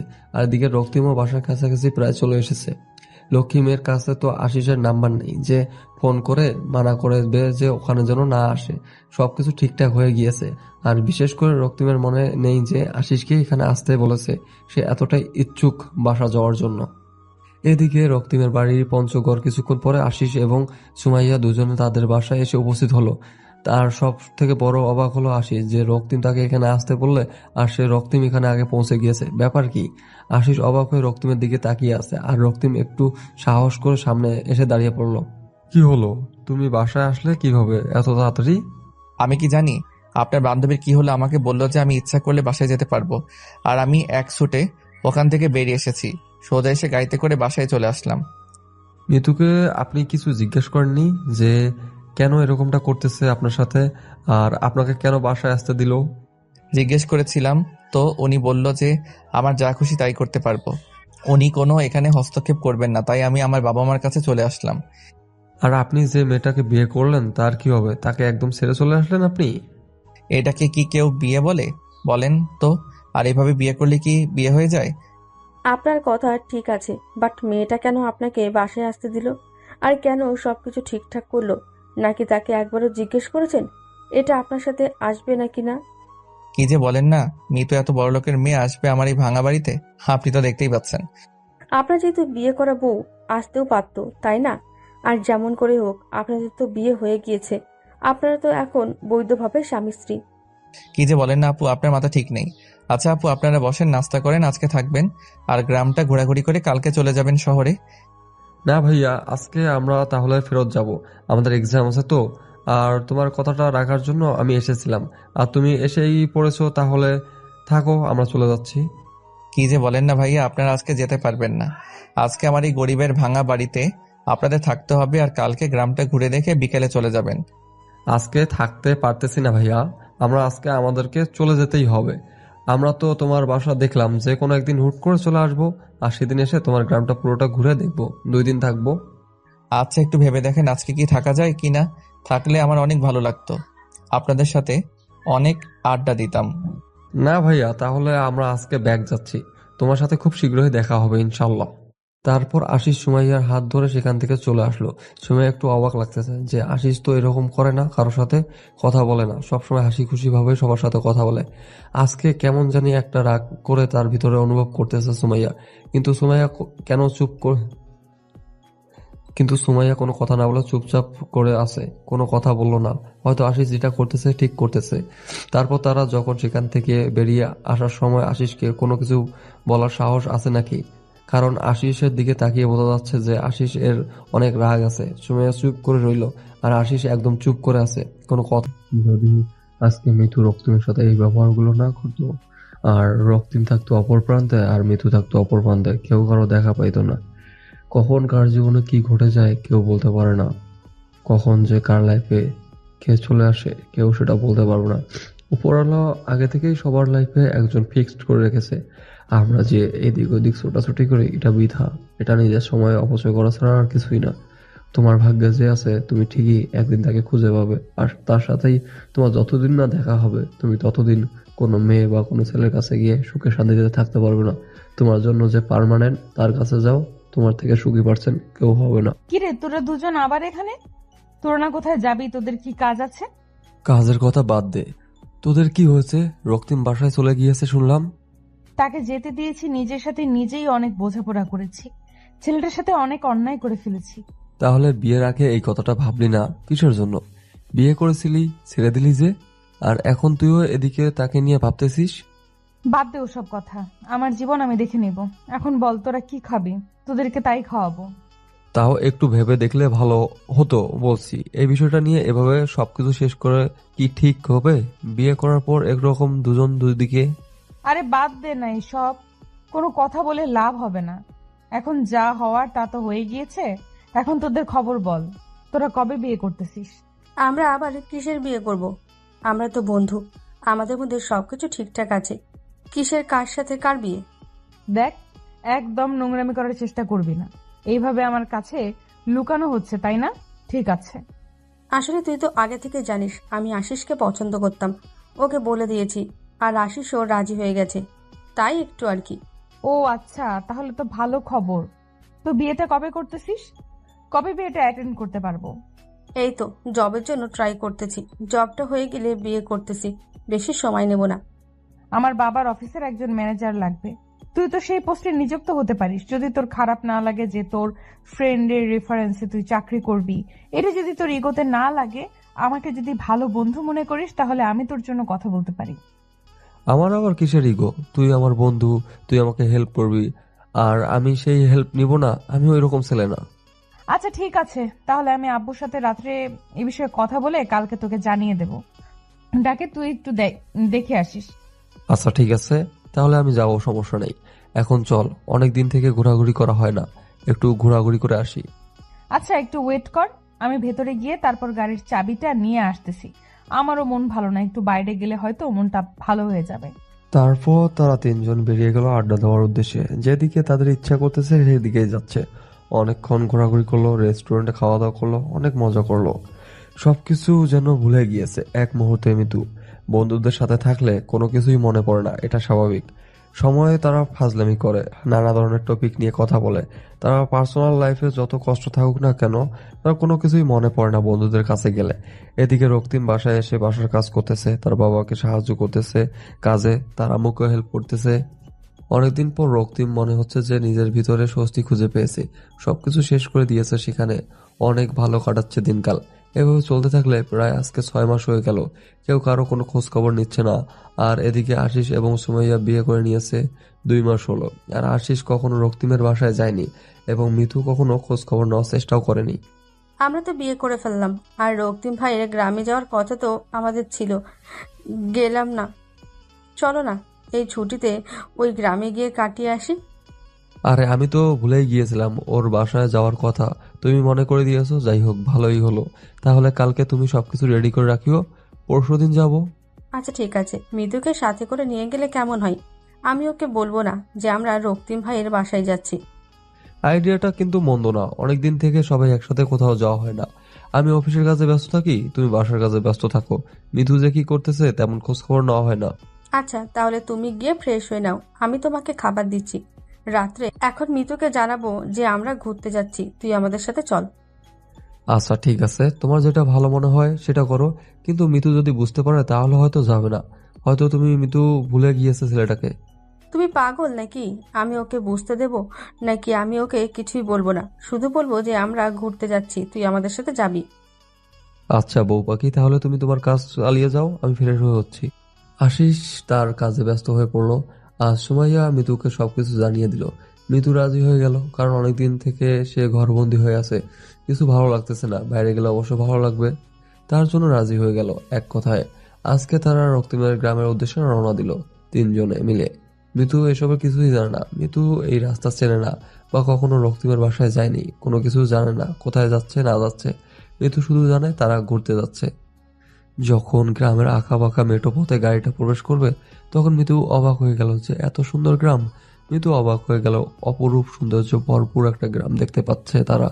রক্তিমের বাসায় এসে পৌঁছে গেল। এখনো মিতু জানে না যে এটা রক্তিমের বাসা। মিতু জানে যে এটা হয়তো আশিস বা সুমাইয়া দুজনের কারো একটা আত্মীয়র বাসা। তারা এখানে গ্রামে আসে, আর আশিস গাড়ি থেকে নেমে সবাইকে গাড়ি থেকে নামিয়ে নিল। তারপর তিনজনে হেঁটে যাচ্ছে বাড়ির ভিতরের দিকে। রক্তিম মাত্র বের হচ্ছিল খেলতে যাওয়ার জন্য, বিকেল হয়েছে তো তার জন্য মাঠে যাবে একটু খেলাধুলো করার জন্য। বাইরে এসে আশিস সময়কে মিতুকে দেখে অবাক, আর সাথে মিতু আরো বেশি অবাক। আরে আশিস ভাইয়া, যে কি খবর, কেমন আছেন? আর এই গরিবের কথা তাহলে আপনার মনে পড়েছে? আরে কি যে বলো না ভাইয়া, বুঝি না, আপনার কথা কি ভোলা যায়? আমরা ঠিক আপনাকে মনে রেখেছি, কিন্তু আপনি আমাদের একদম ভুলে গিয়েছেন। কি যে বলেন না ভাইয়া, বাসা আসার পর থেকে তো অনেক দিন চাপে ছিলাম, আর কি কাজের চাপ, তারপর সবকিছু মিলিয়ে একটু নিজেকে ব্যস্ত রেখেছিলাম। ভাইয়া 6টা মাস হয়ে যাচ্ছে বুঝছেন, এই 6 মাসে আপনি একবার হলেও আমাদের কাছে যেতে পারতেন বা দেখাশোনা করতে পারতেন, বা একবার হলেও ফোন করেও কথা বলতে পারতেন, তাই না? আসলে ভাইয়া আমার ফোনটা আমি রাস্তায় হারিয়ে ফেলেছিলাম, যার জন্য আমি কারোর সাথে কোনো যোগাযোগ করতে পারিনি, আর আমার সিম কার্ডটা তো ছিলই না ফোনে। আমাদেরকে ভিতরে নিয়ে যাবেন নাকি এখানে দাঁড়িয়ে দাঁড়িয়ে কথা বলবেন, তাড়িয়ে দিবেন, বুঝতেছি না। আমি দুঃখিত ভাইয়া, বুঝতে পারিনি। আপনাদের দেখে এতটাই অবাক হয়ে গিয়েছি যে ভুলে গেছি। ভিতরে আছেন ভাইয়া, ভিতরে আসেন সবাই। তুমি এখন তো বলবাই, আমরা বলার পর তুমি তো বলবাই, বুঝতে পারতেছি তো, খোঁজ খবর নাও না। আর এখন বাসে এসেছি, তাও মনে হচ্ছে তোমার বিরক্তি কাটেনি। লজ্জা দিবেন না আপু, আমি আসলে অবাক এতটাই হয়েছিলাম যে ভুলে গিয়েছিলাম, কিছু বলতে পারতেছিলাম না। প্লিজ রাগ না করে এখন একটু ভিতরে আসেন, আমাকে ক্ষমা করে দিয়েন। রাগ থাকলে কখনো আসতাম না এখানে, বুঝেছেন? আমরা এখানে এসেছি কয়েকদিন থাকবো, আপনার কি কোনো সমস্যা হবে? আরে কিছু হবে না, আমার আবার কিছু সমস্যা হবে? আপনারা চাইলে এখানে সারা জীবন থাকতে পারেন, আমার কোনো সমস্যাই হবে না। হইছে, অনেক বক বক করলেন, এখন চলেন ভিতরে, আর তারপর দেখি কি হয়। তারপর সবাই ভিতরে প্রবেশ করলো, আর মিতুর মুখ থেকে এখনো কোনো শব্দ বের হয়নি। কি বলবে না বলবে বুঝতে পারতেছে না, কেমন জানি তার ভিতরে অন্যরকম একটা ভালো লাগা কাজ করতেছে। সবাই ভিতরে গেল, মিতু সুমাইয়া আশিস একটা রুমে গিয়ে বসলো। তারপর একে একে সবাই ফ্রেশ হয়ে এসে আড্ডা দেওয়ার জন্য প্রস্তুত নিল। এই সময় রক্তিম বাইরে গেল, সবাইকে বলে গেল যে 30 মিনিটের মধ্যে ফিরে আসবে। আসার পর সবাই গ্রাম দেখতে বেরিয়ে পড়বে, আর এই সময়টা যেন তারা রেস্ট করে একটু। তোরা আমাকে এই জায়গায় নিয়ে আসলি কিসের জন্য? আর তোরা যে আমাকে এখানে নিয়ে আসবি আগে বললি না কিসের জন্য? আগে বললে কি তুমি আমাদের সাথে এখানে আসতে? জীবনে আসতে না, তার জন্যই বলিনি। তোদের বলা উচিত ছিল, বুঝছিস? এখন আমি এখানে থাকবো না, এখান থেকে চলে যাব। আমাকে এখানে নিয়ে এসেছিস কিসের জন্য? আরে রাগ করতেছিস কেন? বুঝতে পারতেছি না। আমরা 2-1 দিন ঘুরে তারপরে চলে যাব। তুই না বললে সাথে কথা মনে করবে যে তুই চিনিস না। তোরা ভালো করে জেনে শুনে আমাকে এখানে নিয়ে আসছিস, আমি সেটা খুব ভালোভাবে বুঝতে পারতেছি। আমি এখানে থাকবো না, সকালে উঠে চলে যাব। আচ্ছা ঠিক আছে, তাহলে তোকে আমরা গিয়ে গাড়িতে তুলে দিয়ে আসবো। সমস্যা নেই। তুই যদি এখানে থাকতে না চাস তাহলে তো আমরা জোর করতে পারি না। স্বাধীনতা বলতে কিছু আছে। দেখ, আসিস তুই কেন এটা করতে গেলি? এখানে না এসে যদি অন্য কোথাও যেতে পারতে খুব ভালো হতো। আমি ভাবলাম তোদের সাথে আড্ডা দিয়ে মন মেজাজ ফুরফুরা হবে, কিন্তু তোরা।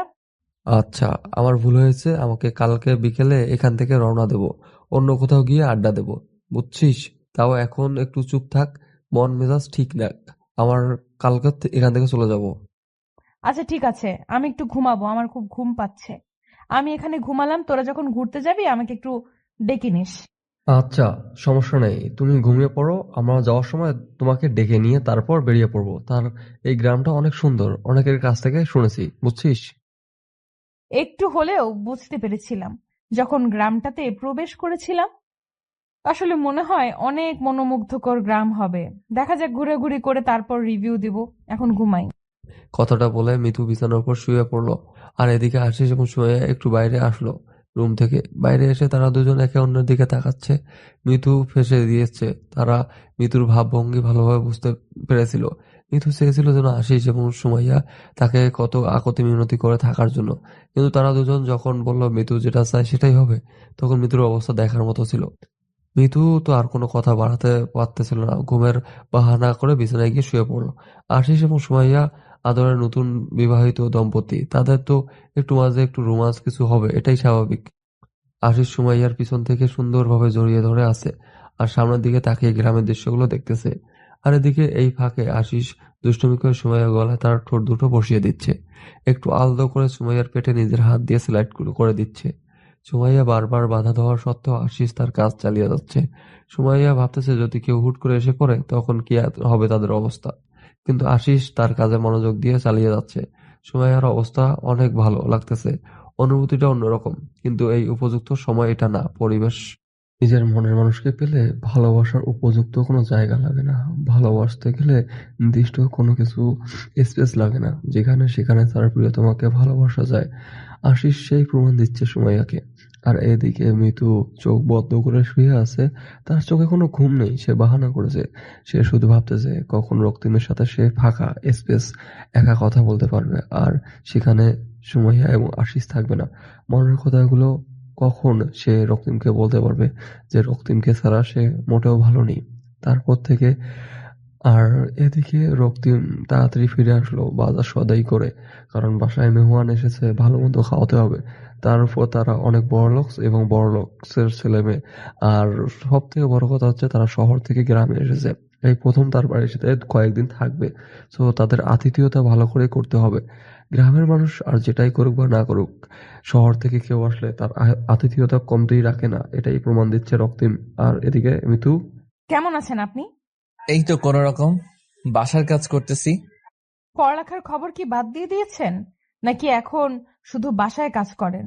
হ্যাঁ, বাদ দিয়ে দিয়েছে। আব্বু আম্মু আর শহরে যাইতে দেয়নি, ভয় পাই যদি তাদের ছেলে আবার নিখোঁজ হয়ে যায়। বাবা মার কথা শুনে কি নিজের লাইফটা শেষ করে দিলেন নাকি? কোনো বাবা মা চায় না তার ছেলের জীবনটা নষ্ট হয়ে যাক। আমার বাবা মা বুঝে নিয়েছে যে আমার জন্য হয়তো বেটার হবে, সেটাই মেনে নিয়েছি।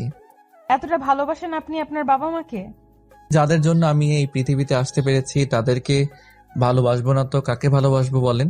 যারা না হলে আমি এই পৃথিবীর মুখ দেখতাম না। অন্য সবাই তো এতটা বাবা মাকে ভালোবাসে না। এখন দেখেন, আমি আমার বাবাকে ততটা ভালোবাসি, বাট আপনার বাবা মার মাঝে এমন স্পেশাল জিনিস আছে যার জন্য আপনি আপনার বাবা মাকে এতটা ভালোবাসেন। বাবা মার ভালোবাসার মাঝে স্পেশাল কোনো কিছু খুঁজতে নেই। বাবা মার প্রতিটা মায়ের আঘাতে ভালোবাসা লুকায়িত থাকে, কিন্তু সবার কাছে সেই ভালোবাসার মূল্য হয়তো আমার মতো হয় না। তার জন্য তারা হয়তো তার বাবা মাকে এতটা ভালোবাসে না। আমি আপনার সাথে যেটা করেছি সেটার জন্য আমি অনুতপ্ত। আমি আবার আপনার কাছে হাত জোর করে মাফ চাচ্ছি। যা হওয়ার তা তো হয়ে গিয়েছে, এখন সেটা নিয়ে আর কথা বলে লাভ কি বলেন? তাই বলতে চাচ্ছি, আমার জন্য আপনার জীবনটা নষ্ট হয়ে গেল। আমি যদি আপনার সাথে তখন ওইরকম না করতাম, তাহলে আজকে আপনি ভালো কিছু করতে পারতেন। এরকম গ্রামে খেটে খাইতে হইতো না আপনাকে। কই, আমি তো গ্রামে কোনো চাষাবাদ করি না। আমি একটা জব করতেছি ছোটখাটো, আর সেটা দিয়ে আমরা চলছি। আর বাবা খেতে কাজ করে। তাহলে তো ভালোই। তো এখন আপনার ভবিষ্যৎ প্ল্যানিং কি? কি করবেন বা কি করতে চাচ্ছেন? কোনো প্ল্যানিং নেই, যা হবে দেখা যাবে। এইভাবেই চলে যাচ্ছে দিনকাল। কোনো প্ল্যানিং করে কোনো কিছু হয় না, যা হয় হুটহাট করেই হয়ে যায়। এটা অবশ্যই ঠিক বলেছেন, যা হয় হুটহাট করেই হয়ে যায়। প্ল্যানিং করলে কোনো কিছু হয় না, সেটা আমি এখন বুঝি। আর এখন আমি সবকিছু ভালোভাবেই অনুভব করতে পারি। তারপর বলেন, আঙ্কেলের খবর কি? বাসায় থাকে এখন নাকি এখনো বাইরের দেশে? বাইরের দেশেই থাকে। ব্যবসার কাজ না করলে তো উনি আবার ভালো করতে পারে না, তাই ব্যবসার কাজে সব সময় নিজেকে ব্যস্ত রাখে। আর আমি একা। আপনি একা থাকবেন কেন? আপনার টাকার অভাব আছে যে কোনো একটা ছেলেকে তুলে রাখলেই তো হয়, তাই না? জীবনে কিন্তু একবার ভুল করে, কিন্তু দ্বিতীয়বার ভুলটা কখনো করতে চায় না, যদি সেই মানুষটা জানে কাজটা ভুল। যাই হোক, অন্তত বুঝতে পেরেছেন যে আপনার কাজটা ভুল ছিল, আর আপনি সেটাতে অনুতপ্ত। ওরা দুজন কি সুন্দর উপভোগ করতেছে ওদের সুন্দর জীবনটা, আর আমরা। ওদের মাঝে নিঃস্বার্থ ভালোবাসা আছে, তার জন্য মনে হয় সুখী। আর আপনার মাঝে হয়তো সেই ভালোবাসা ছিল না। হয়তো আমি অন্যরকম ছিলাম, নিজের ভুলগুলো সব সময় ঠিক মনে করতাম। বাদ দেন এসব কথা বলে আর লাভ কি? চলেন সামনে গিয়ে বসি। ওইখানে সুন্দর একটা মনোরম পরিবেশ আছে। আমার মন খারাপ থাকলে আমি ওইখানে বসে থাকি। আপনি কি ভুলে যাচ্ছেন যে আমরা স্বামী স্ত্রী, আর আপনি কি ফিরে আসবেন না আমার লাইফে? আমি চাই আপনি ফিরে আসুন আমার লাইফে। আমি কি বলেছিলাম কখনো আপনার কাছে আমি কোন অধিকারে নিয়ে গিয়ে দাঁড়াবো না? আগে তো কোনো অধিকার নিয়ে দাঁড়াতে বলিনি, আমি এসেছি অধিকার নিতে। চাইলে কিন্তু সবকিছু সম্ভব, বুঝেছেন? অনেকটা পথ পেরিয়ে এসেছি, অনেকদিন হয়ে গিয়েছে। এসব কিছু ভুলে যাওয়া উত্তম হবে। ভুলের ক্ষমা কি আপনি আমাকে কখনোই করবেন না? আমি অনেক আগেই আপনাকে ক্ষমা করে দিয়েছি, বুঝেছেন? এসব আমার মনে কোনো কিছু নেই, শুধু আমি আমার বাবা মাকে নিয়ে হাসি খুশি থাকতে চাই। কেউ সেই জায়গা থেকে একটু ভালোবাসা দিবেন। আমি আপনার কাছেই থেকে যাব। আমার আর একাকিত্ব ভালো লাগে না, বুঝছেন? মরে যেতে ইচ্ছে করে। একাকী থাকবেন কিসের জন্য? বিয়ে করেন, সংসার করেন, সুখে থাকেন। তো করেছি, তাই না? আর কতবার বিয়ে করতে বলেন? এটা নামের বিয়ে ছিল। আপনি চাইলে আমি আপনাকে মুক্ত করে দেব, সমস্যা নেই। আপনি অন্য কারোর সাথে সুখে থাকলে আমিও সুখে থাকবো। আমার জন্য কি আপনার মনের গহীনে কোনো ফিলিংস নেই? একটাবার ইচ্ছা করে না যে আমার সাথে সারা জীবন পার করে দিতে? ইচ্ছা করলে সব ইচ্ছা পূরণ হয় না। আপনার লাইফস্টাইল আর আমার লাইফস্টাইল রাত দিন তফাৎ। হ্যাঁ, আগে আমি ধনী গরিবের মাঝে অনেক পার্থক্য বুঝতাম, কিন্তু এখন সেটাকে আর পাঠ্য মনে করে না। এখন মনে হয় লাইফে সঠিক একজন মানুষ থাকা খুবই দরকার। সে ধনী হোক বা গরিব হোক, নিঃস্বার্থভাবে ভালোবাসতে পারলেই হলো।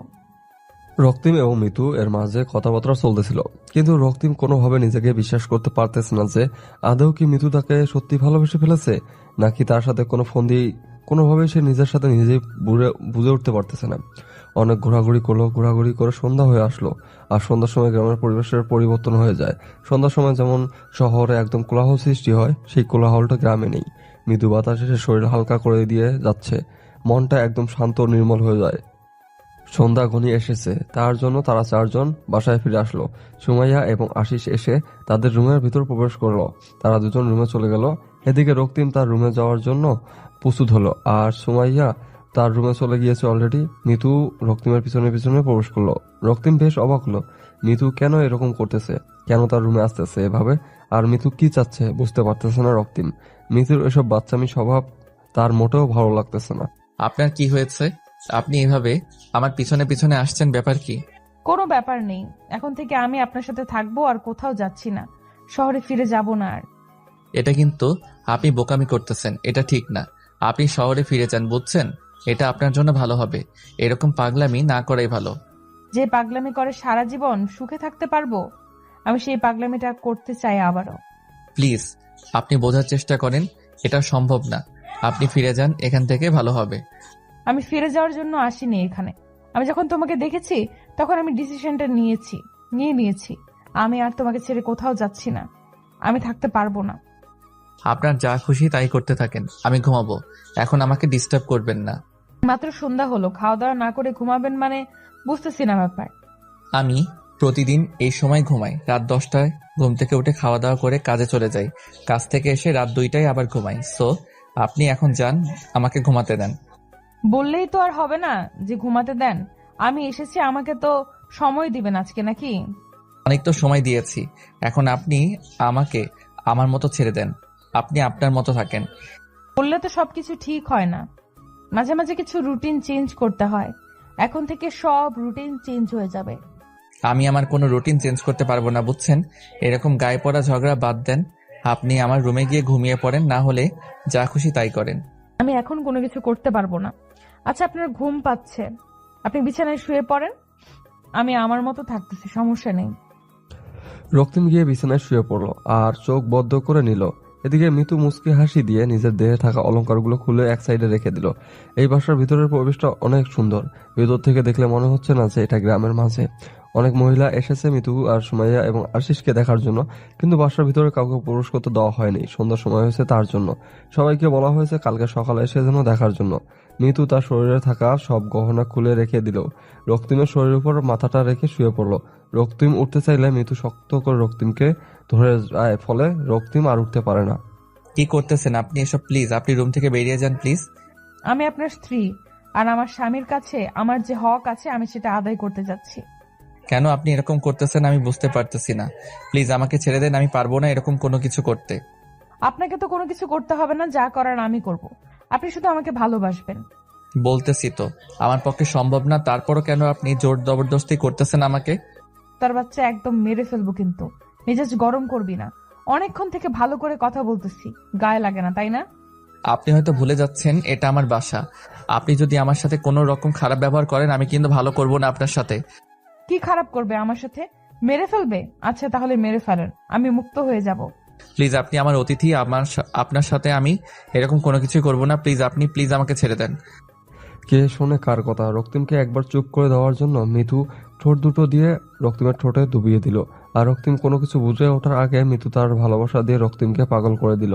রক্তিম আর কোনোভাবে বলল না, আর কোনো কিছুই বলল না। রক্তিমও পাগলের মতো মিতুকে ভালোবাসা দিয়ে ভরিয়ে দিল। সব বাধা বিভক্তি পিছনে ফেলে দিয়ে দুজনের ভালোবাসার সাগরে তলিয়ে গেল। এবং আগে এদের মাঝে যা হয়েছিল সবকিছু অবৈধ, কিন্তু আজকে সবকিছু বৈধ। ভালোবাসার কাছে মান অভিমান কোনো কিছুই না। যদি ভালোবাসা সত্যিকারের ভালোবাসা হয়ে থাকে, সেখানে রাগ অভিমান অবিশ্বাস এসব কোনো কিছুই থাকতে পারে না। যদি আপনি কাউকে সত্যিকারের ভালোবাসেন তাহলে আপনি হয়তো কখনো অসুখী হবেন না। যদি আপনার সম্পর্কের মাঝে অবিশ্বাস থাকে তাহলে আপনাকে সেই সম্পর্ক থেকে বেরিয়ে আসাই উত্তম। যেখানে বিশ্বাস নেই সেখানে সম্পর্ক তো দূরের কথা, তাকে নিয়ে কল্পনা করাও উচিত না, কারণ বিশ্বাসটা ভালোবাসার মূল চাবিকাঠি। এইভাবেই আমি তোমার কাছ থেকে সারা জীবন ভালোবাসা পেতে চাই। ভালোবাসবো, খুব ভালোবাসবো, যদি আপনি আমার শেষ নিঃশ্বাস অবধি পাশে থাকেন। আর কোথাও ছেড়ে যাব না, প্রমিস করলাম। আজকের পর থেকে আমি আপনাকে ছাড়া কোথাও যাব না। আমিও কথা দিলাম আপনাকে ছাড়া আমি দ্বিতীয় কোনো নারীতে আসক্ত হতে চাই না। সারা জীবন আপনার ভালোবাসায় মেতে থাকতে চাই। অতীতে সবকিছু ভুলে গিয়ে শুধু সামনের ভালোবাসাগুলোকে আমি উপভোগ করতে চাই। অতীতের কোনো কথা মনে রাখতে চাই না আমি। আমিও চাই না অতীতের কোনো কিছু মনে রাখতে, চাই না ভবিষ্যতের কথা চিন্তা করতে, চাই আপনাকে সঙ্গে নিয়ে। ভালোবাসি মিস্টার, আমি আপনাকে খুব ভালোবাসি, জীবনের থেকেও বেশি।